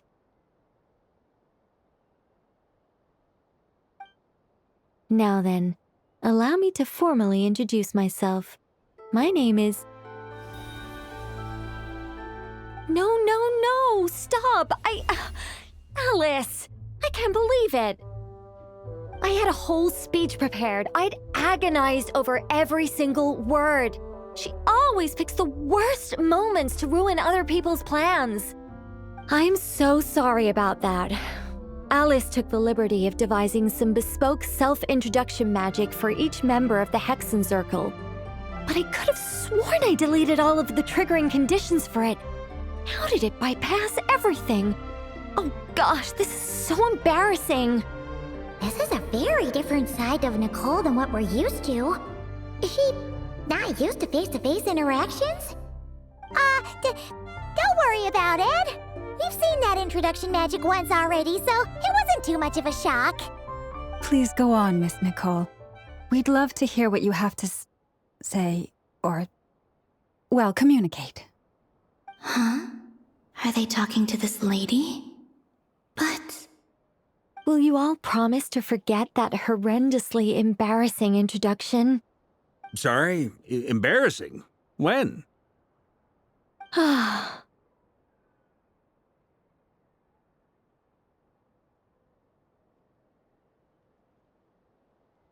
Yes, my name is Nicole, and I am one of a very few angels who have retained both their preferred form and their power. The Traveler and Paimon should be no strangers to this concept. There is another of our kind in Natlan. They call her the Lord of the Night. All right! Paimon remembers her. Yes. Well, I have retained more of my power than she. It's because I don't have a long-term duty to fulfill. To be more specific... no. We'll be here all day if I get into the specifics. Moving on. If I'm not mistaken, you are here because you wish to learn how one might reach the moon beyond the sky. That's right. Is that something you can give us any guidance on? Yes, I do know a way. It began with the Hyperboreans, who lived after the War of Funerary Flame. Blank looks. Maybe I should start with the background of the war. Or maybe not. It shouldn't be an issue. I'll fill in the gaps for you when we have more time. Anyway, after that war ended, the three moons retreated to beyond the false sky. The Hyperboreans were humans I once aided. They accepted the civilization and creations bestowed upon them by the angels. But despite accepting many blessings of the angels, many among them still held on to their faith in the moons. They were reluctant to accept the new order, even after the War of Funerary Flame. They sought to contact the moon goddesses beyond the sky and receive their guidance. But all three had passed away by that point. This mage has a unique method of communicating. Is she talking about the moons? Yes, but they did not know. And so, still they prayed for the moon goddess's mercy. After building titanic structures that consumed vast amounts of Kuvaki, at last they glimpsed the moons and heard their voices. But of course, they were gravely disappointed. For it was then that they realized the three moon goddesses were dead. Oh, that's such a sad story. It is. Humanity was in a very sorry state at that time. The angels who had once aided them were gone, and the War of Funerary Flames had left them homeless and destitute. Just a second, I gotta ask. How relevant is all this history to the task at hand? Well, I mean, it's... Okay, it seems we've drifted into irrelevant narrative waters. It's been a while since I've had the chance to speak inside someone's head. As soon as I got started, I lost control and the words just flowed out like a waterfall. what I'm trying to say is... Right, yes, that's it. The relevant part is the ritual created by the Hyperboreans. The fact that they bypassed the false sky and saw the true moons implies that they successfully built a connection between Teyvat and the outside world. Which means, with enough Kuvaki and a sufficiently stable connection, it should be feasible to send one person over the border. Okay, so they built some kind of portal? Oh, yes. A portal. Yes. Is something wrong? You sound disappointed. I just didn't expect you to summarize it so well. It turns out I could have said all that in one word, if only I'd managed to think of it. No, please, it's fine. This is invaluable knowledge. I'll be sure to record and preserve everything in writing. Oh, really? Well, in that case, I suppose I could backtrack and add some more detail. I did gloss over a few things so far. Whoa, whoa, whoa, time out. Let's summarize what we've got first. The Hyperboreans were the last ones to use this method, right? So we somehow need to find whatever structure they built and make sure there's enough Kuvaki to power it up. Luckily, we have the moon marrow of both the eternal and iridescent moons, so we're all good for Kuvaki. Which means the key issue we need to focus on is finding the place. Am I right so far? Yes. Although I expect the structure is long gone by now. That said, what if we could take advantage of the phantoms to travel back to a time when it still existed? Well, travel back isn't quite accurate. It's more like we'd be creating a handshake between 2 points in space-time. We wouldn't even have to pick a time when it still existed. It could just be a time when it still appeared in phantom form via projection, or we could project our own phantoms, fold them together at... You look lost. Was that too hard to follow? Yeah, things got a little, technical there. Paimon's brain is reaching capacity. All right. Let me think about how to put this more simply. Okay, got it. Over the next few days, I'll search for phantoms that we can use. Once I find one that meets the criteria, I'll let you know and we'll regroup. By completing certain rituals, specific individuals will be able to enter the phantom and make it to the Hyperborean structure. If everything checks out and it looks feasible, we'll just need to wait for Moon Prayer Night, and we can send the Moon Goddess back home. I'm really skimping on the detail here. Is this making any sense at all? I think so. For now, we'll just wait to hear from you. Yes. Basically, yes. Great. Counting on you. In the meantime, we'll focus on finding the Moon Goddess's name. My name? Are they looking for a way to stop me from disappearing? Excuse me, Miss... Go on, Miss Nicole. This conversation was a little all over the place. I didn't catch your name. I am Lauma, of the Frost Moon Scions.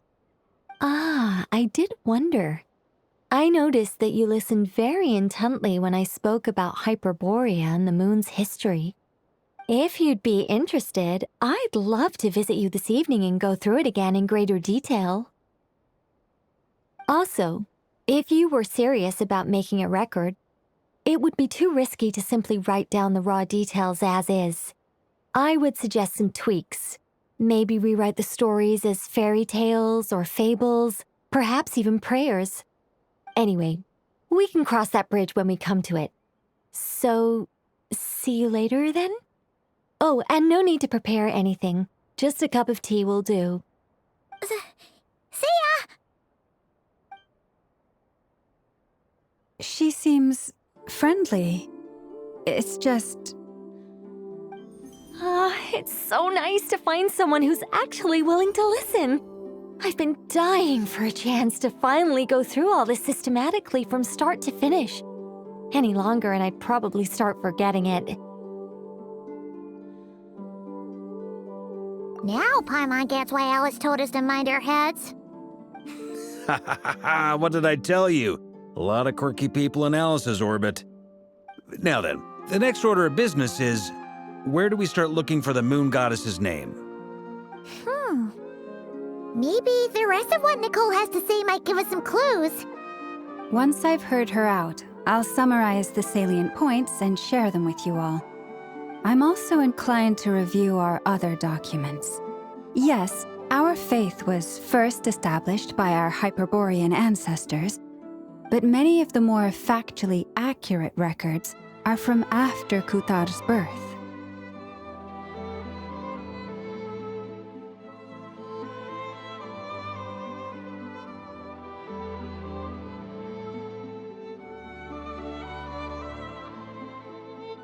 Sounds like we're gonna follow Columbina's journey through Teyvat, huh? In that case, we'll start by heading to the Frost Moon Enclave. Sounds like a plan. Take this with you. I'll see about getting in touch with the Fatui. It'll probably just be Arlecchino and Sandroni again. They're the only ones who would want to help. Thank you, Mr. Varka. Don't mention it. Honestly, I'm more comfortable dealing with the Fatui than prying into the details of a young lady's childhood. Catch you later. I should follow them, just in case there's some way that I can help.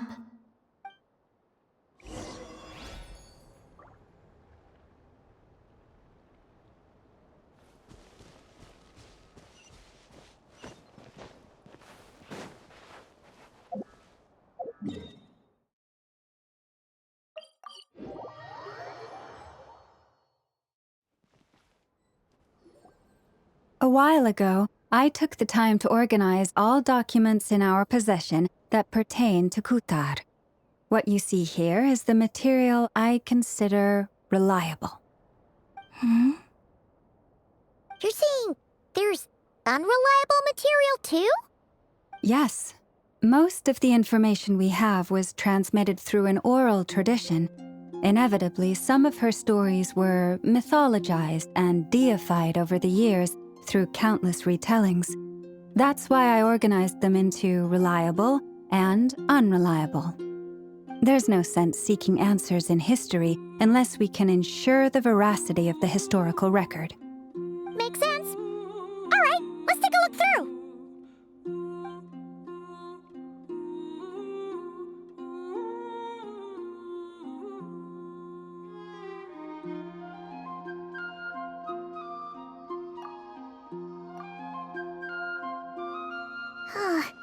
What we can gather from these records is that the Frost Moon Scions worshipped her as a god, placing impossible expectations upon her.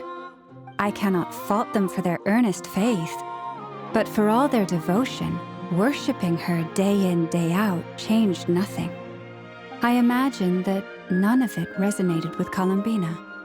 It wouldn't surprise me if, even back then, she had already begun to reject the name Kutar and everything it represented. Lama speaks the truth.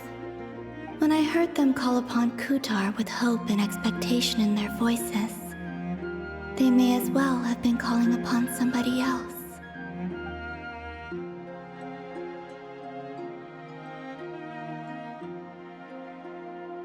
Well, that's a bit complicated.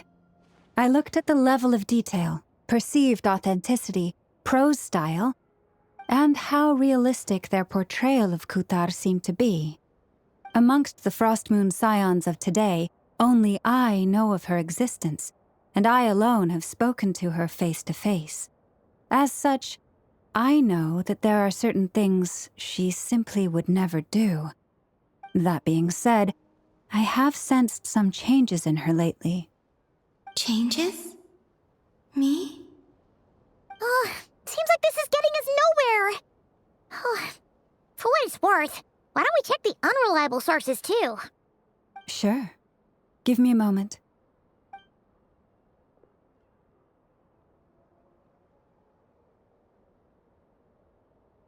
Exerting but a fraction of her divine might, Kutar sheared a great mass from the snow-capped mountain and cast it into the sea, upon whose surface shone the mirror image of the moon.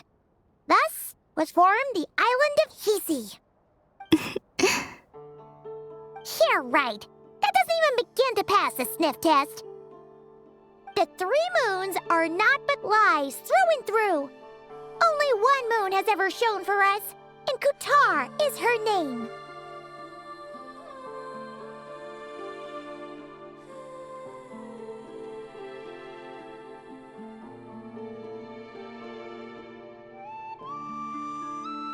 The vast majority of ancient texts are filled with fanciful tales like these. I trust you understand my criteria a little better now. Kutar did not speak, merely gazing into the distance in silence. And where her gaze landed, this was her prophecy. Clearly, whoever wrote this text never even met Kutar. Otherwise, they'd know that her eyes are always closed. What about you, Traveler? What are you reading?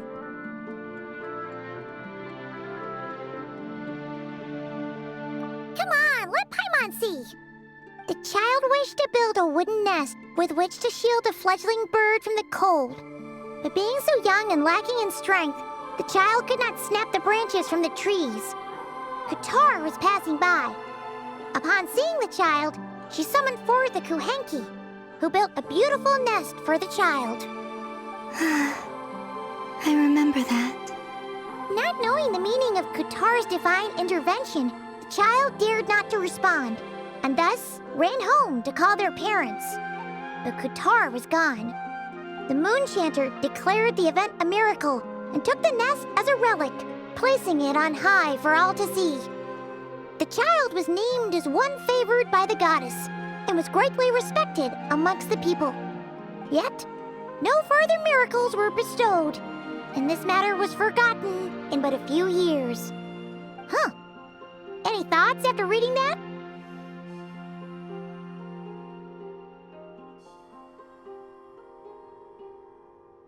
Yeah. Columbina probably just wanted to join the kid in making nests. Ah. I'd originally considered this a fabrication, because Kutar did not perform any similar actions in subsequent records. But now that I think about it, it does seem like something Columbina would do. It's just that... She didn't know how other people would interpret her actions. She was probably worried about making things difficult for people. And so, she gradually stopped joining in. Yes. Oh, that's so sad.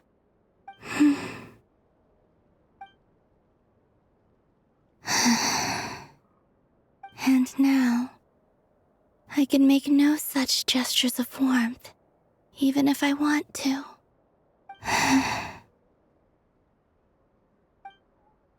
Still no name. That's a bit of a shame. But we did learn some interesting stories. That's gotta count for something. Varka said he was gonna set up a meeting with Arlecchino.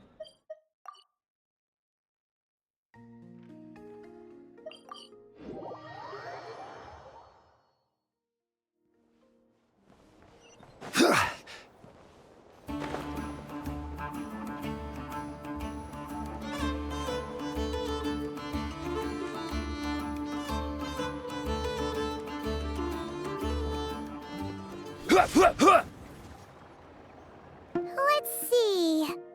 There's Varka. Oh, and it's Durin and Albedo too.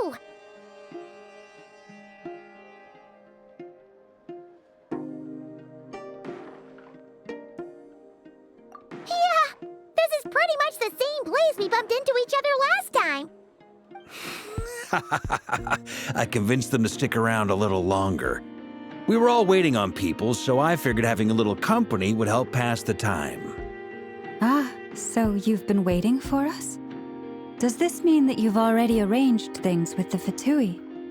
Sure does. Now you're back, we can go meet up with them together. How'd your investigation of the Frost Moon Enclave go? Well, we didn't find out Columbina's true name.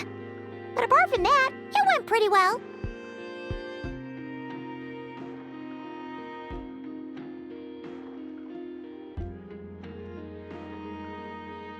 Aha, just as well that I didn't tag along then.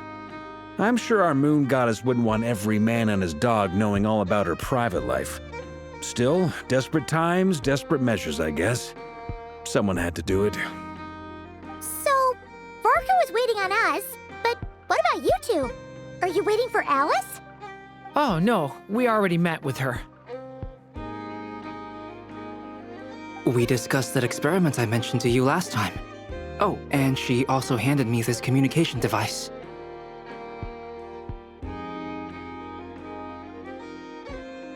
That's right. I understand she informed you about the relationship between the phantom phenomena and Tevat's borders, yes? She wants me to help her with some more experiments on that front. She said that she'll contact me through this device with more information. Ah, I see. Following instructions and making observations.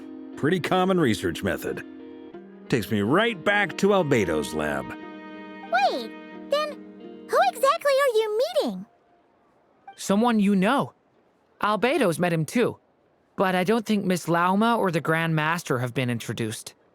Introductions are overrated, especially in cases like this. It's you! So, it's not like the academia has prohibitions against going abroad. Also, I applied for leave. I've been writing to Hat Guy since obtaining a human form.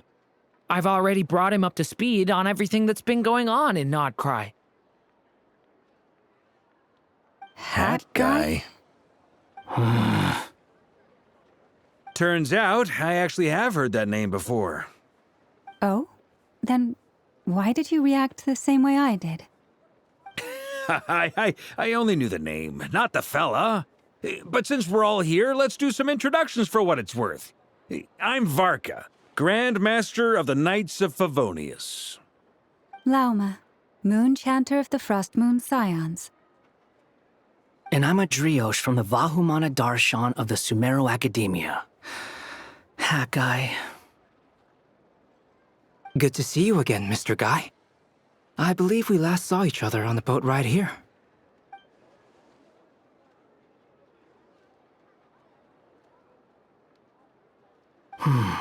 Mind you, the only reason I came here is because there's someone I want to look into. Who's that? The Doctor, also known as Dottore, second of the Fatui Harbingers.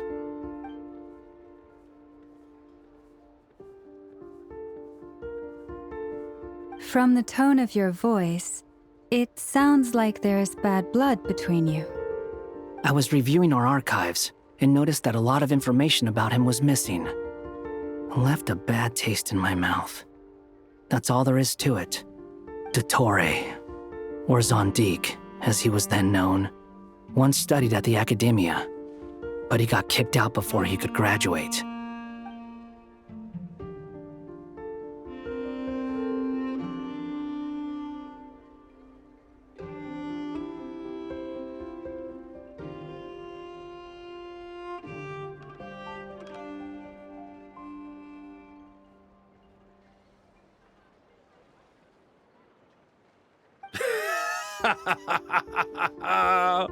So the Harbinger's #2 man is a college dropout? How embarrassing for them. Last we heard, he was planning something. We actually heard that a few times before, even coming to Nocturne, but we haven't seen a trace of him since we got here. He only appears when something interests him. For all we know, he might have left already. But the fact he did something here at all is worth noting. It'll fill a couple extra lines in his file. Why does it sound less like a file you're writing and more like a criminal record? Anyway, we were just about to meet 2 of the other Harbingers. Want to come along? You might learn a thing or two about him there. Sure. Even though they're Harbingers, well, they're old acquaintances of ours, so, you know, when you talk to them, try to be... I got it. The Frost Moon Scion's relations with the Fatui remain tense. Forgive me if I do not attend. In that case, we'll continue assisting Miss Alice with her experiments. Good stuff. Everyone's having a fruitful time. All right, we better get going. I'll lead the way.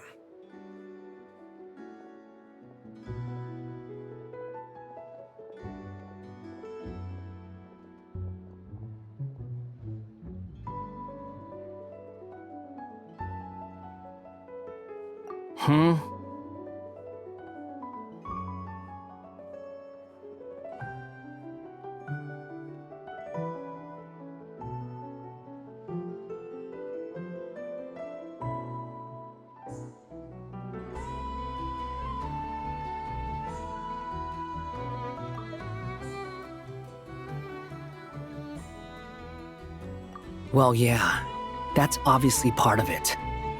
But I'm not the only one who has a score to settle with him. Neither you, nor Lesser Lord Kusanali, nor I want to see him meddling with things again.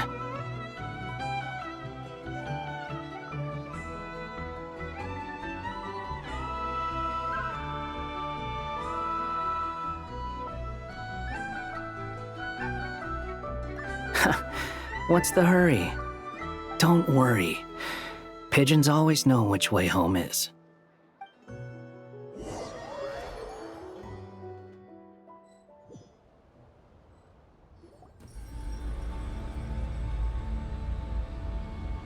You made it. Who is this? A scholar from Sumeru. They call him Hat Guy. He's an old friend of the Travelers. Wait, this is the academia representative you wrote about? He doesn't exactly look the part. I believe this will prove my identity. You'll notice it bears the seal of the Sanctuary of Surasthana. Well, what do you know? So it does. All right then. My mistake. It's fine. I expected as much. What? So as I mentioned in my letter, the Academia's got its eyes on Dottore. But this matter remains top secret. Apart from those assisting in the investigation, the fewer people who know, the better. If anyone asks, I'm here in Nocturne to pursue my personal academic interests. Gotta say, Barca, you did pretty well to keep all this under wraps for so long. Sounds like you got in touch with the Academia about this way back. You flatter me.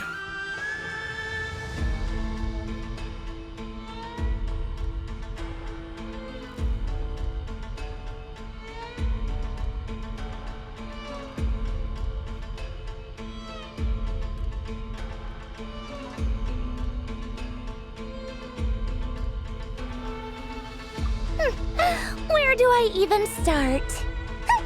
Remember that time we fought Rerir at Star Sand Shoal? He sure let me have it then, didn't he?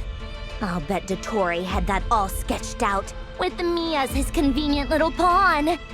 He could not care less about us if he tried, but hey! The feeling's mutual. Does Dottore really strike you as the sort who values his relationships with his colleagues? Fair point. Definitely not. Which is why I always keep my guard up whenever he starts making suspicious moves. To that extent, our motivations align. On top of which, I consider you trustworthy people. Now, back on topic. In the wake of the Reikir of Solnari episode, Sandrone and I grew suspicious about Dottore's complete inaction during the entire affair.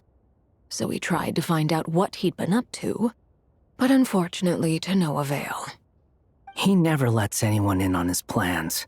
The more he cares about something, the more secretive he gets. Indeed. Perhaps he believes that by keeping a low profile, he can avoid trouble. But that trick isn't going to work on his colleagues. Yeah, I mean, he's been researching the ancient moon's remnants. And he's been trying to get his paws on the moon marrows. Only an idiot would believe he doesn't have something more planned. With this in mind, I returned to Snezhnaya and relayed my thoughts to Her Majesty the Tsaritsa, entreating her to have him recalled. That's pretty direct. Did the Tsaritsa agree? Yes. I made it abundantly clear that the Fatui's business in Nodcry is almost concluded, and we do not need 3 harbingers in this territory. Her Majesty concurred. Accordingly, Dottore has returned at her orders. I imagine he is continuing with experiments, which no one besides he would ever have any interest in. Common sense might mean nothing to him, but he's not stupid. He knows that no good can come from opposing the Tsaritsa. Smarts alone won't get him all the way. He needs the Rooster's resources and Regrator's Mora, both of which the Tsaritsa can strip from him by waggling a finger. But doesn't he have a track record of publicly following orders while going against them in private? He probably has it down to a fine art by now. Wouldn't put it past him. We worked together on a research project once. Only briefly, but it was enough to show me that we're fundamentally different people. He has no interest in doing things methodically, stage by stage. His thoughts jump all over the place, and the moment his curiosity is satisfied, or he gets the results he wants, he disappears. The only similarity we share is that, once we set our minds on doing something, we will see it done. Whatever it takes. Oh, we definitely saw some of that in your battle with Rerir. You got so competitive. Ugh, do not remind me. Then I believe we all concur. Dottore will not simply give up. Fantastic. Now this is turning into a whole day of unpleasant memories. Ugh. Are you talking about the moon marrow stuff? He also strikes me as the kind of person to disregard experimental regulations, ruin all the equipment, and go way over budget. Then leave the first person he can find to deal with the fallout. Exactly. This one time, he was running some high-temperature experiment and the substance exploded. But does he care? No. He orders his subordinates to open the device so he can observe the results, which causes the gas inside to leak out. That gas was poisonous! If I hadn't been there, who knows how many people might have died? And after all that, he left while I was still cleaning up after his mess. What a waste of time, he said. A waste of time? The nerve! He wasted my time! You've been bottling that up for a while, huh? Hat guy, I must say, you seem awfully familiar with internal Fatui affairs, especially when it comes to Dottore. Thank you, Lady Harbingers, for providing such valuable information. I have no other questions for now, so I'll be on my way. Wait, what? You're just gonna leave? You're welcome to join if you want. Ugh. Just when Paimon thought he'd finally mellowed out. He makes quite the impression. I'll say. I've met tons of headstrong people, but not many of them would join me in bad-mouthing Dottore. Anyway, back to the main agenda. Barca, you said that Columbina has gone missing? Or rather, disappeared. Yeah. We're working on building a connection between her and this world. The simplest method is to find out her real name. I've actually asked her that question before, but she said she didn't know. Considering our relationship, I doubt she was lying to me.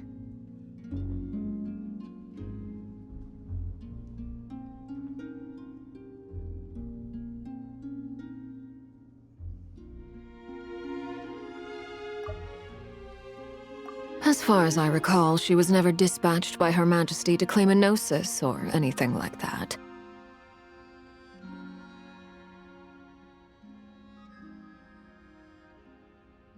The Tsaritsa's plans had long contained a place specifically for her. I always thought that was weird. What could she do that the rest of us couldn't? Knowing what we do now, it's probably something related to Kavaki, right? More than likely. When she first arrived, Columbina would often go to Her Majesty and ask when she could start the task assigned to her. But Her Majesty always gave the same reply. The time has not yet come. So she spent her days in Snezhnaya doing basically nothing. The Tsaritsa has summoned a beautiful blind maiden to be a harbinger, giving her the third seat by virtue only of her enchanting voice. It was a dumb and stupid rumor, but the reality of the situation made it hard to refute. And what happened after that? I imagine she stopped caring. She no longer seemed to care why she had been recruited, and Her Majesty never gave her any missions, so she just continued to sing in the flower garden. For my part, I was busy. So busy, in fact, that watching someone be that idol had me fuming. But still, I got the sense that she had long been used to a life of other people claiming she was needed when she wasn't. I just felt that having a place to stay would cost me something eventually. And so I waited quietly for the day that I would have to pay the price. And on the other end of that spectrum, you had me. Someone once told me that I had the lousiest work and the toughest luck. That's a good way of putting it. I forget who said it, but those words have always stuck with me.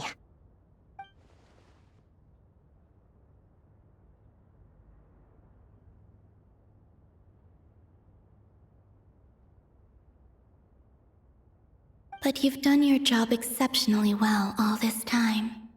Because at heart, you are a conscientious person.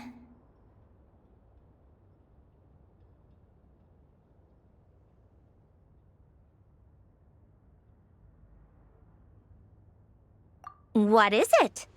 Something come to mind?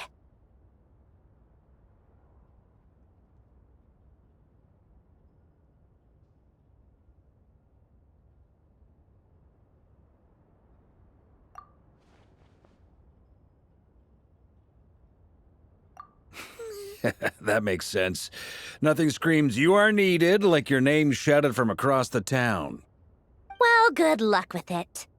But if you ask me, Columbina is still the most shoutable name. I'm just so used to it now. After all the arguments we've had, I can't be bothered trying to remember another name for her. Nor I. Sandrone. Harlequino.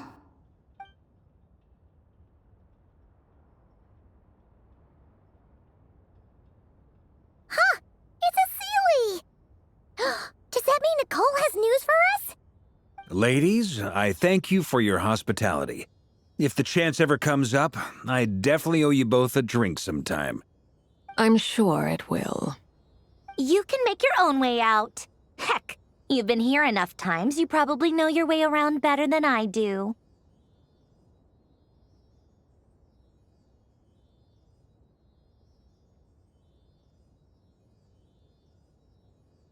Okay, time to do what adventurers do best.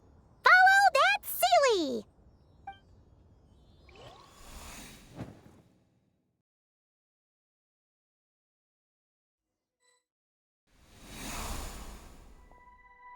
Here you are.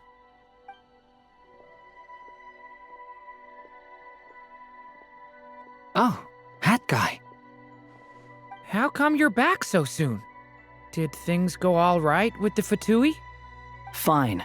Dotori's been summoned home by the Tsaritsa. Couldn't get much more than that. How about you? Any progress with the investigation? Unfortunately not. We've tried everything. Different phantoms, different locations, different points in history. But the results were the same each time. Abyssal monsters roaming the land. People crying out in despair, with no hope of being rescued. Every time I see it, I can't help but think, is this what it was like in Mondstadt when Dragonspine Durin attacked? And If I fail in the task I've been given, will I create yet another tragedy? That's just meaningless speculation. When we encountered similar phenomena previously, I tried to interfere with those illusions, using sounds and lights to guide them. However, we could not change their fates. At most, we were able to extend their existences.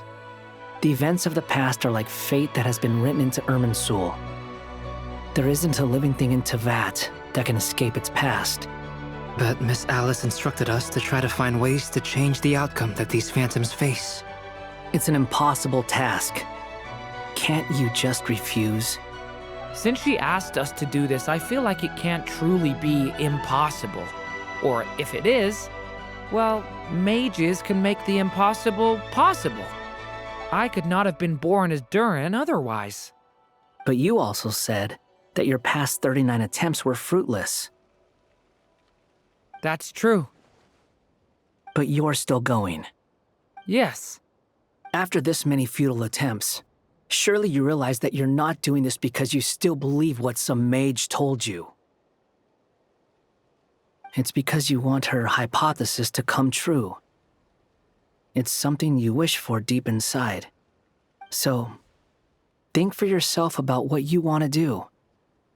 As long as you don't believe it's futile, it isn't. Yeah. Previous experience indicates that we cannot touch the phantoms, which limits the effectiveness of our interventions. If we want to clear this hurdle, we need to break this rule somehow. Same thought here. Following the same rules means repeating the same failures. Reducing ourselves to mere playthings of fate. So you mean we need to figure out a way to make contact with them despite knowing that we can't? Yes, and I suspect that's something only you are capable of. Everything in Teyvat is logged in Irminsul, but the withering that once occurred in Sumeru was a sign that the Great World Tree was being corrupted. This corruption allowed things that should not have existed in Teyvat to appear. This is tantamount to rewriting reality to an extent. You're saying abyssal power might be able to affect those phantoms? No one's ever tried it before. If you're gonna try it, it'll take courage. And you have to be confident that you can control it. Is anyone there? Has anyone seen my daughter? She's missing. I have to find her. I hear someone inside. Spargana? Are you in there? Ah! If I can use my abyssal powers to warn him that there is danger here, maybe it'll change his decision. Maybe he'll stay away. Yes. The important thing is not the nature of the power, but rather how you use it. To intimidate and obstruct. Sounds about right for the Abyss. Let me try. I should be able to influence that thing. Have you seen a little girl? What? This isn't the time for that! Just run!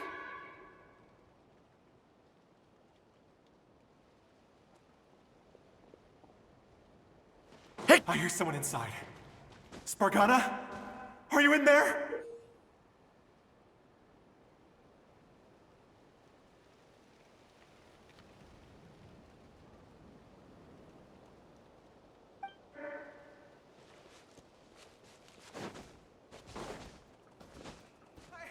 I don't want to die! Ah! Have you seen a little girl? What? This isn't the time for that! Just run!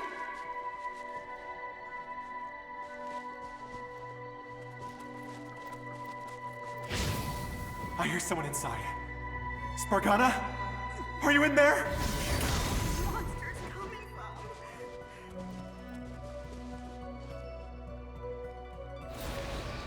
Ah!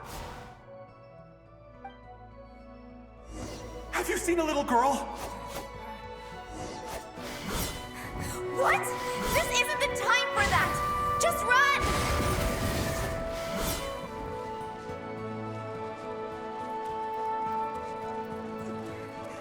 I hear someone inside.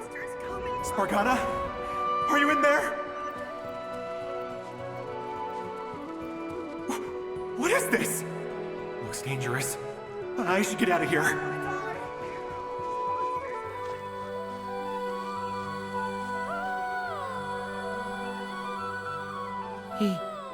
He really left. Ha! We did it! Don't celebrate too soon. Follow him. See what he does next.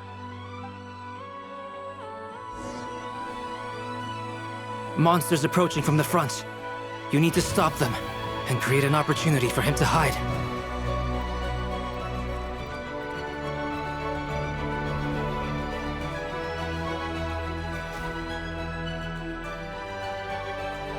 Help me!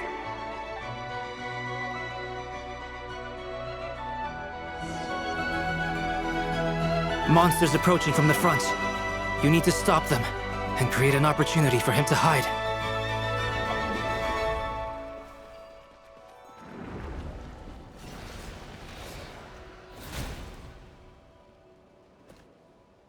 Help me!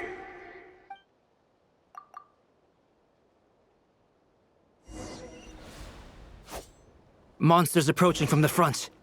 You need to stop them and create an opportunity for him to hide.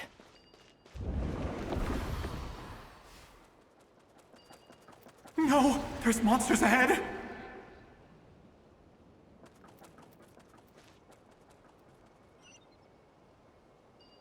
Wait, is that the barrier I saw earlier? Why is it appearing now? It's as if someone's controlling it.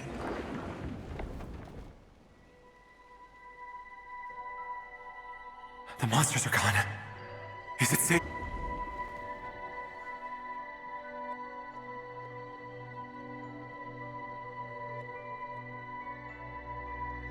The barrier's gone too. How odd. Anyway, I guess I'll keep going. Quickly, let's keep up.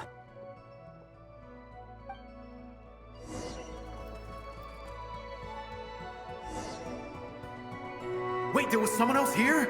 Don't go any further. We've got anti-monster traps laid out everywhere.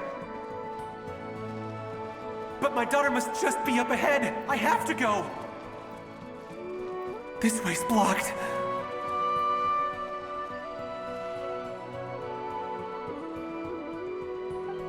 This... Ah!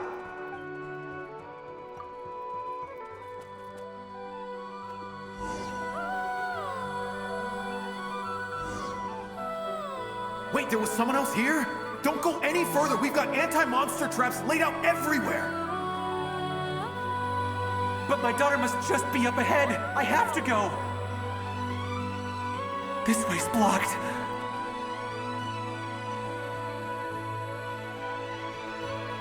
We might be able to use the explosives over there, but we need to take care not to hurt him. I'll use the barrier to keep him at a safe distance. This barrier seems to be helping me somehow. Hey, wake up! Oh, no good. Gotta keep moving ahead.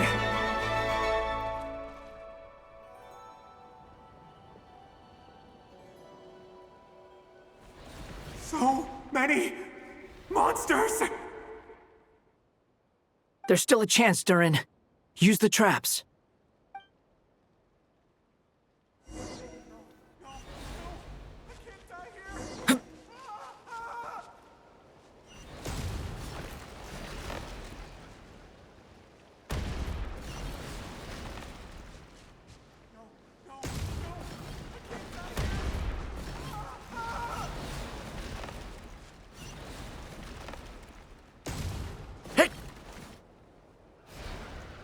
Help me!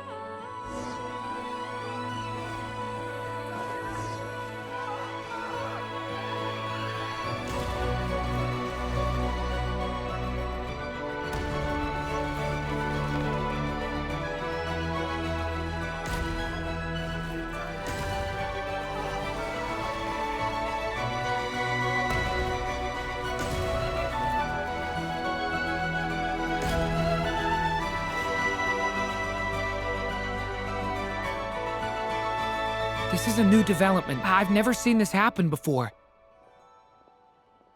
We might just be able to save this person.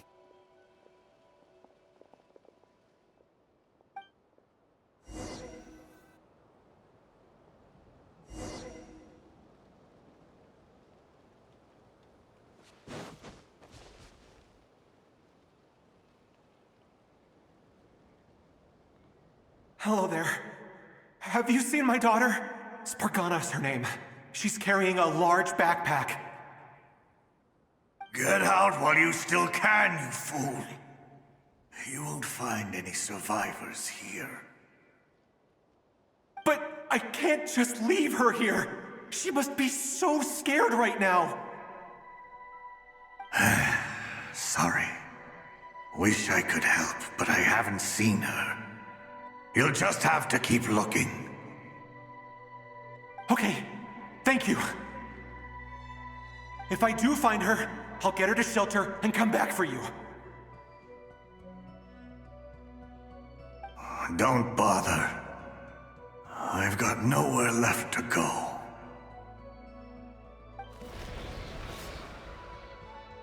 What's that noise? Monster! No, if he goes inside, he'll be walking into a trap. Let's try this once more. This time, we have to stop him.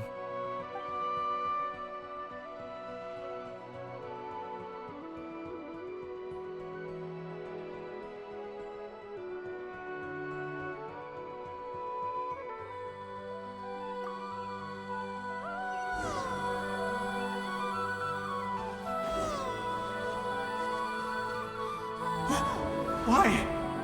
How will I know where Spargana's gone like this? You know what? I'll trust this strange barrier. It's gotten me this far after all.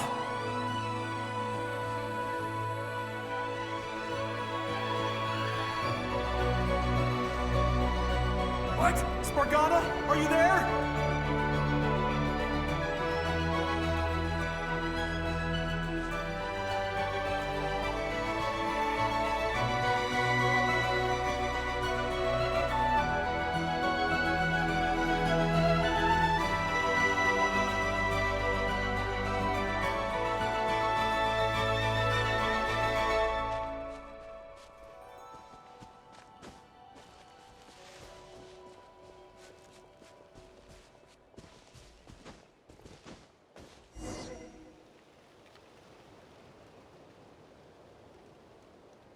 Huh?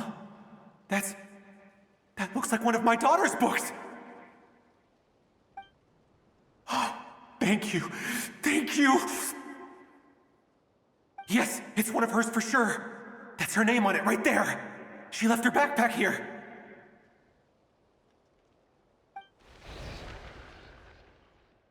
Durin, just like last time. Use the explosives.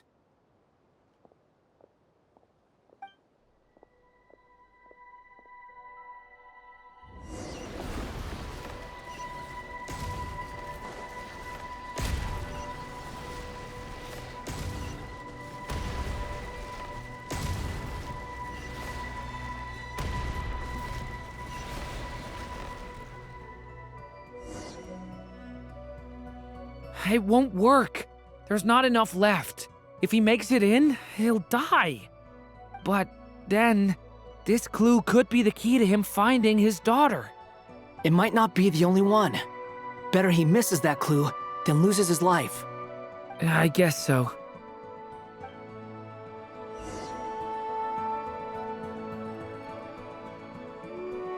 Stop him, Durin. We can't let him get any further in. That's my daughter's book!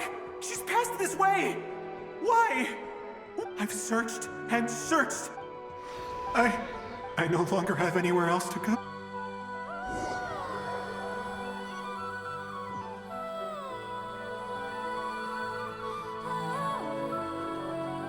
I'm sorry. I'm so sorry. He refuses to go anywhere else. Whether he opens this door or not, all that awaits him now is death. We couldn't change his fate. Albedo? Hat Guy? Let's try one more time. I don't know how we're gonna do this, but I don't want to give up either.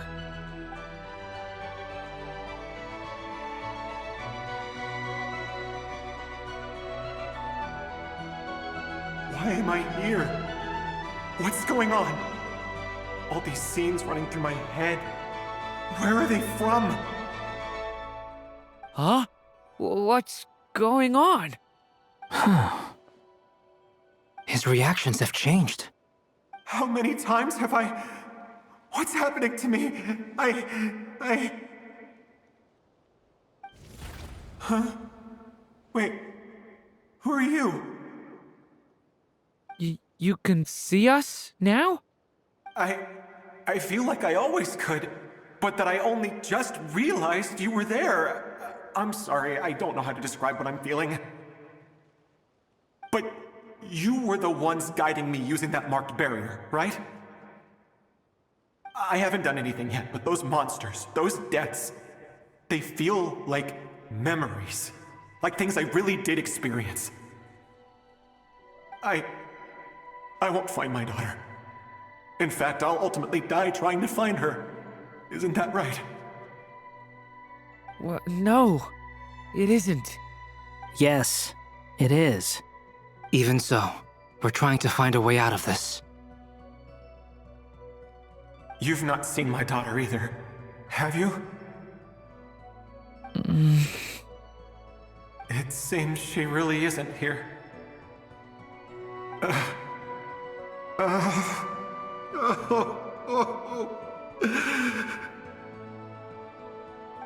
I'm sorry we couldn't help you.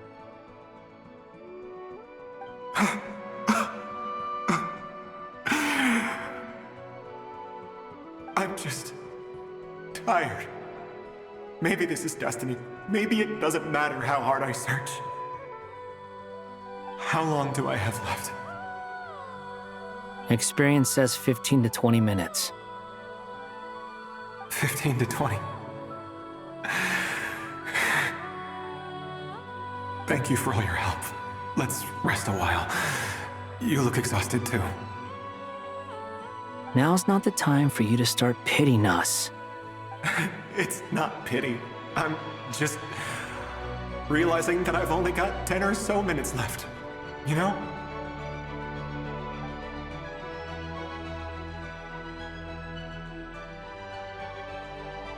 You say you're from Mondstadt, yes? A place with windmills, where people enjoy limitless freedom? And you're from Sumeru, where they've built an academy into a giant tree? Yes. It seems you've never heard of either place.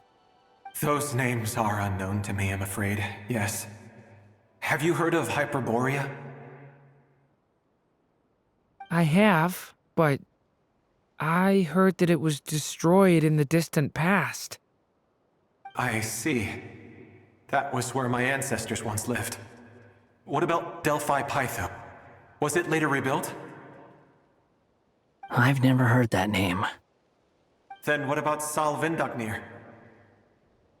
I have seen that name on stone tablets on Dragonspine. But I'm afraid the only things left of that place are its ruins. I see. Sure enough, there was no way to turn this around, huh? I'm sorry. I was the one who asked to chat, but it seems like we're too many ages apart. There's barely any common ground to start from. It's all right. We did hear something new, at least. From how you speak of your lives, things must be going all right for you, I guess. They are. Mondstadt is a place of freedom and happiness. There's a lot of good people in the church and the Knights of Favonius, and even outsiders find that it's an easy place to feel at home. We have festivals a few times a year. Everyone gets together to drink, sing, and be merry. Sumeru is a lot more uptight. Not really the kind of place where you can relax. It's a nation fraught with problems wherever you look. But if all you want in life is to seek knowledge, I guess it's pretty much paradise. That's wonderful. In other words, after this all-devouring black tide passed, humanity did not merely avoid extinction, but rose to build prosperous civilizations anew. I mean, I can see you all right now. That must mean the future isn't a total mess, right? That's true. Well, time's almost up. Let's part ways, I think. Might be best if you don't waste too much time on me.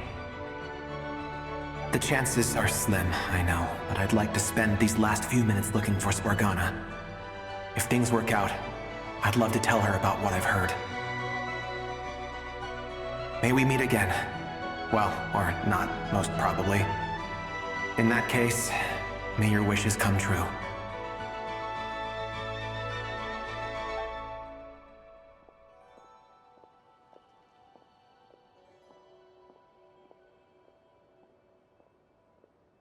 He's gone. In a few minutes, he will meet the end that was his to begin with.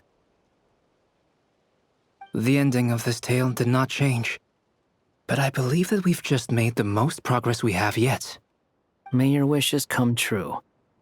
If only it were so simple. Hat guy, could I ask you a question? You've never talked about your past. It seems complicated, and it weighs heavily on you, too.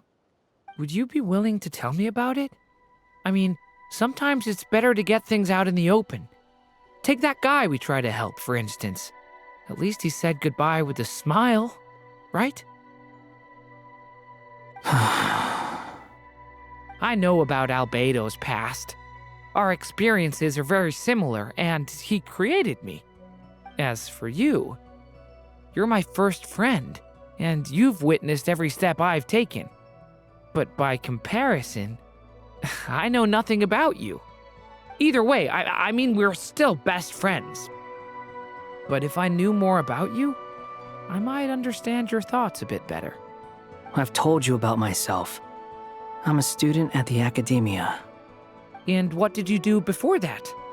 Prepared for the entrance exam? All right. If you really don't want to talk about it, I won't press you any further. I was a puppet built from the branches of a white tree, using technology left behind by the Conrian schools of mechanical engineering. A white tree? You mean an Irminsul tree? Yes, a branch of Irminsul that was once connected to the main tree. So you had a human creator too? Yeah, but my creator abandoned me after deciding that I was a failure. After that,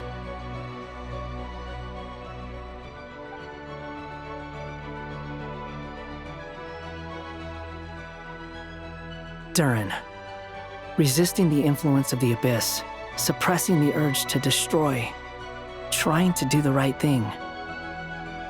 None of these things are easy, but no matter how hard they are, trying to rewrite past wrongs is far harder. You asked me if you would create a new tragedy if you failed. I told you there was no point speculating about that, but the real answer is, yes. You absolutely will. That guy. But at least you've got people here to help steer you away from the wrong path. So, just keep aiming towards the light. I will. I promise. All right, break time's over. Hello? Durin speaking. Hello, friends, it's me! What have you been up to, I'm detecting some unmistakable fluctuations here at the border. The amplitude isn't particularly high, but they're completely different signals from the ones before, and the scale is comparable to those I've detected previously. Alice, we were unable to save that person. However, he appears to have retained a portion of the memories gained through that cycle, and was able to hold a conversation with us. I see. Well, that is rather odd indeed. It definitely merits further attention. Could I trouble you to keep trying the same approach? I need to gather some more data. Counting on you. I should probably have Nicole come and check this out as well.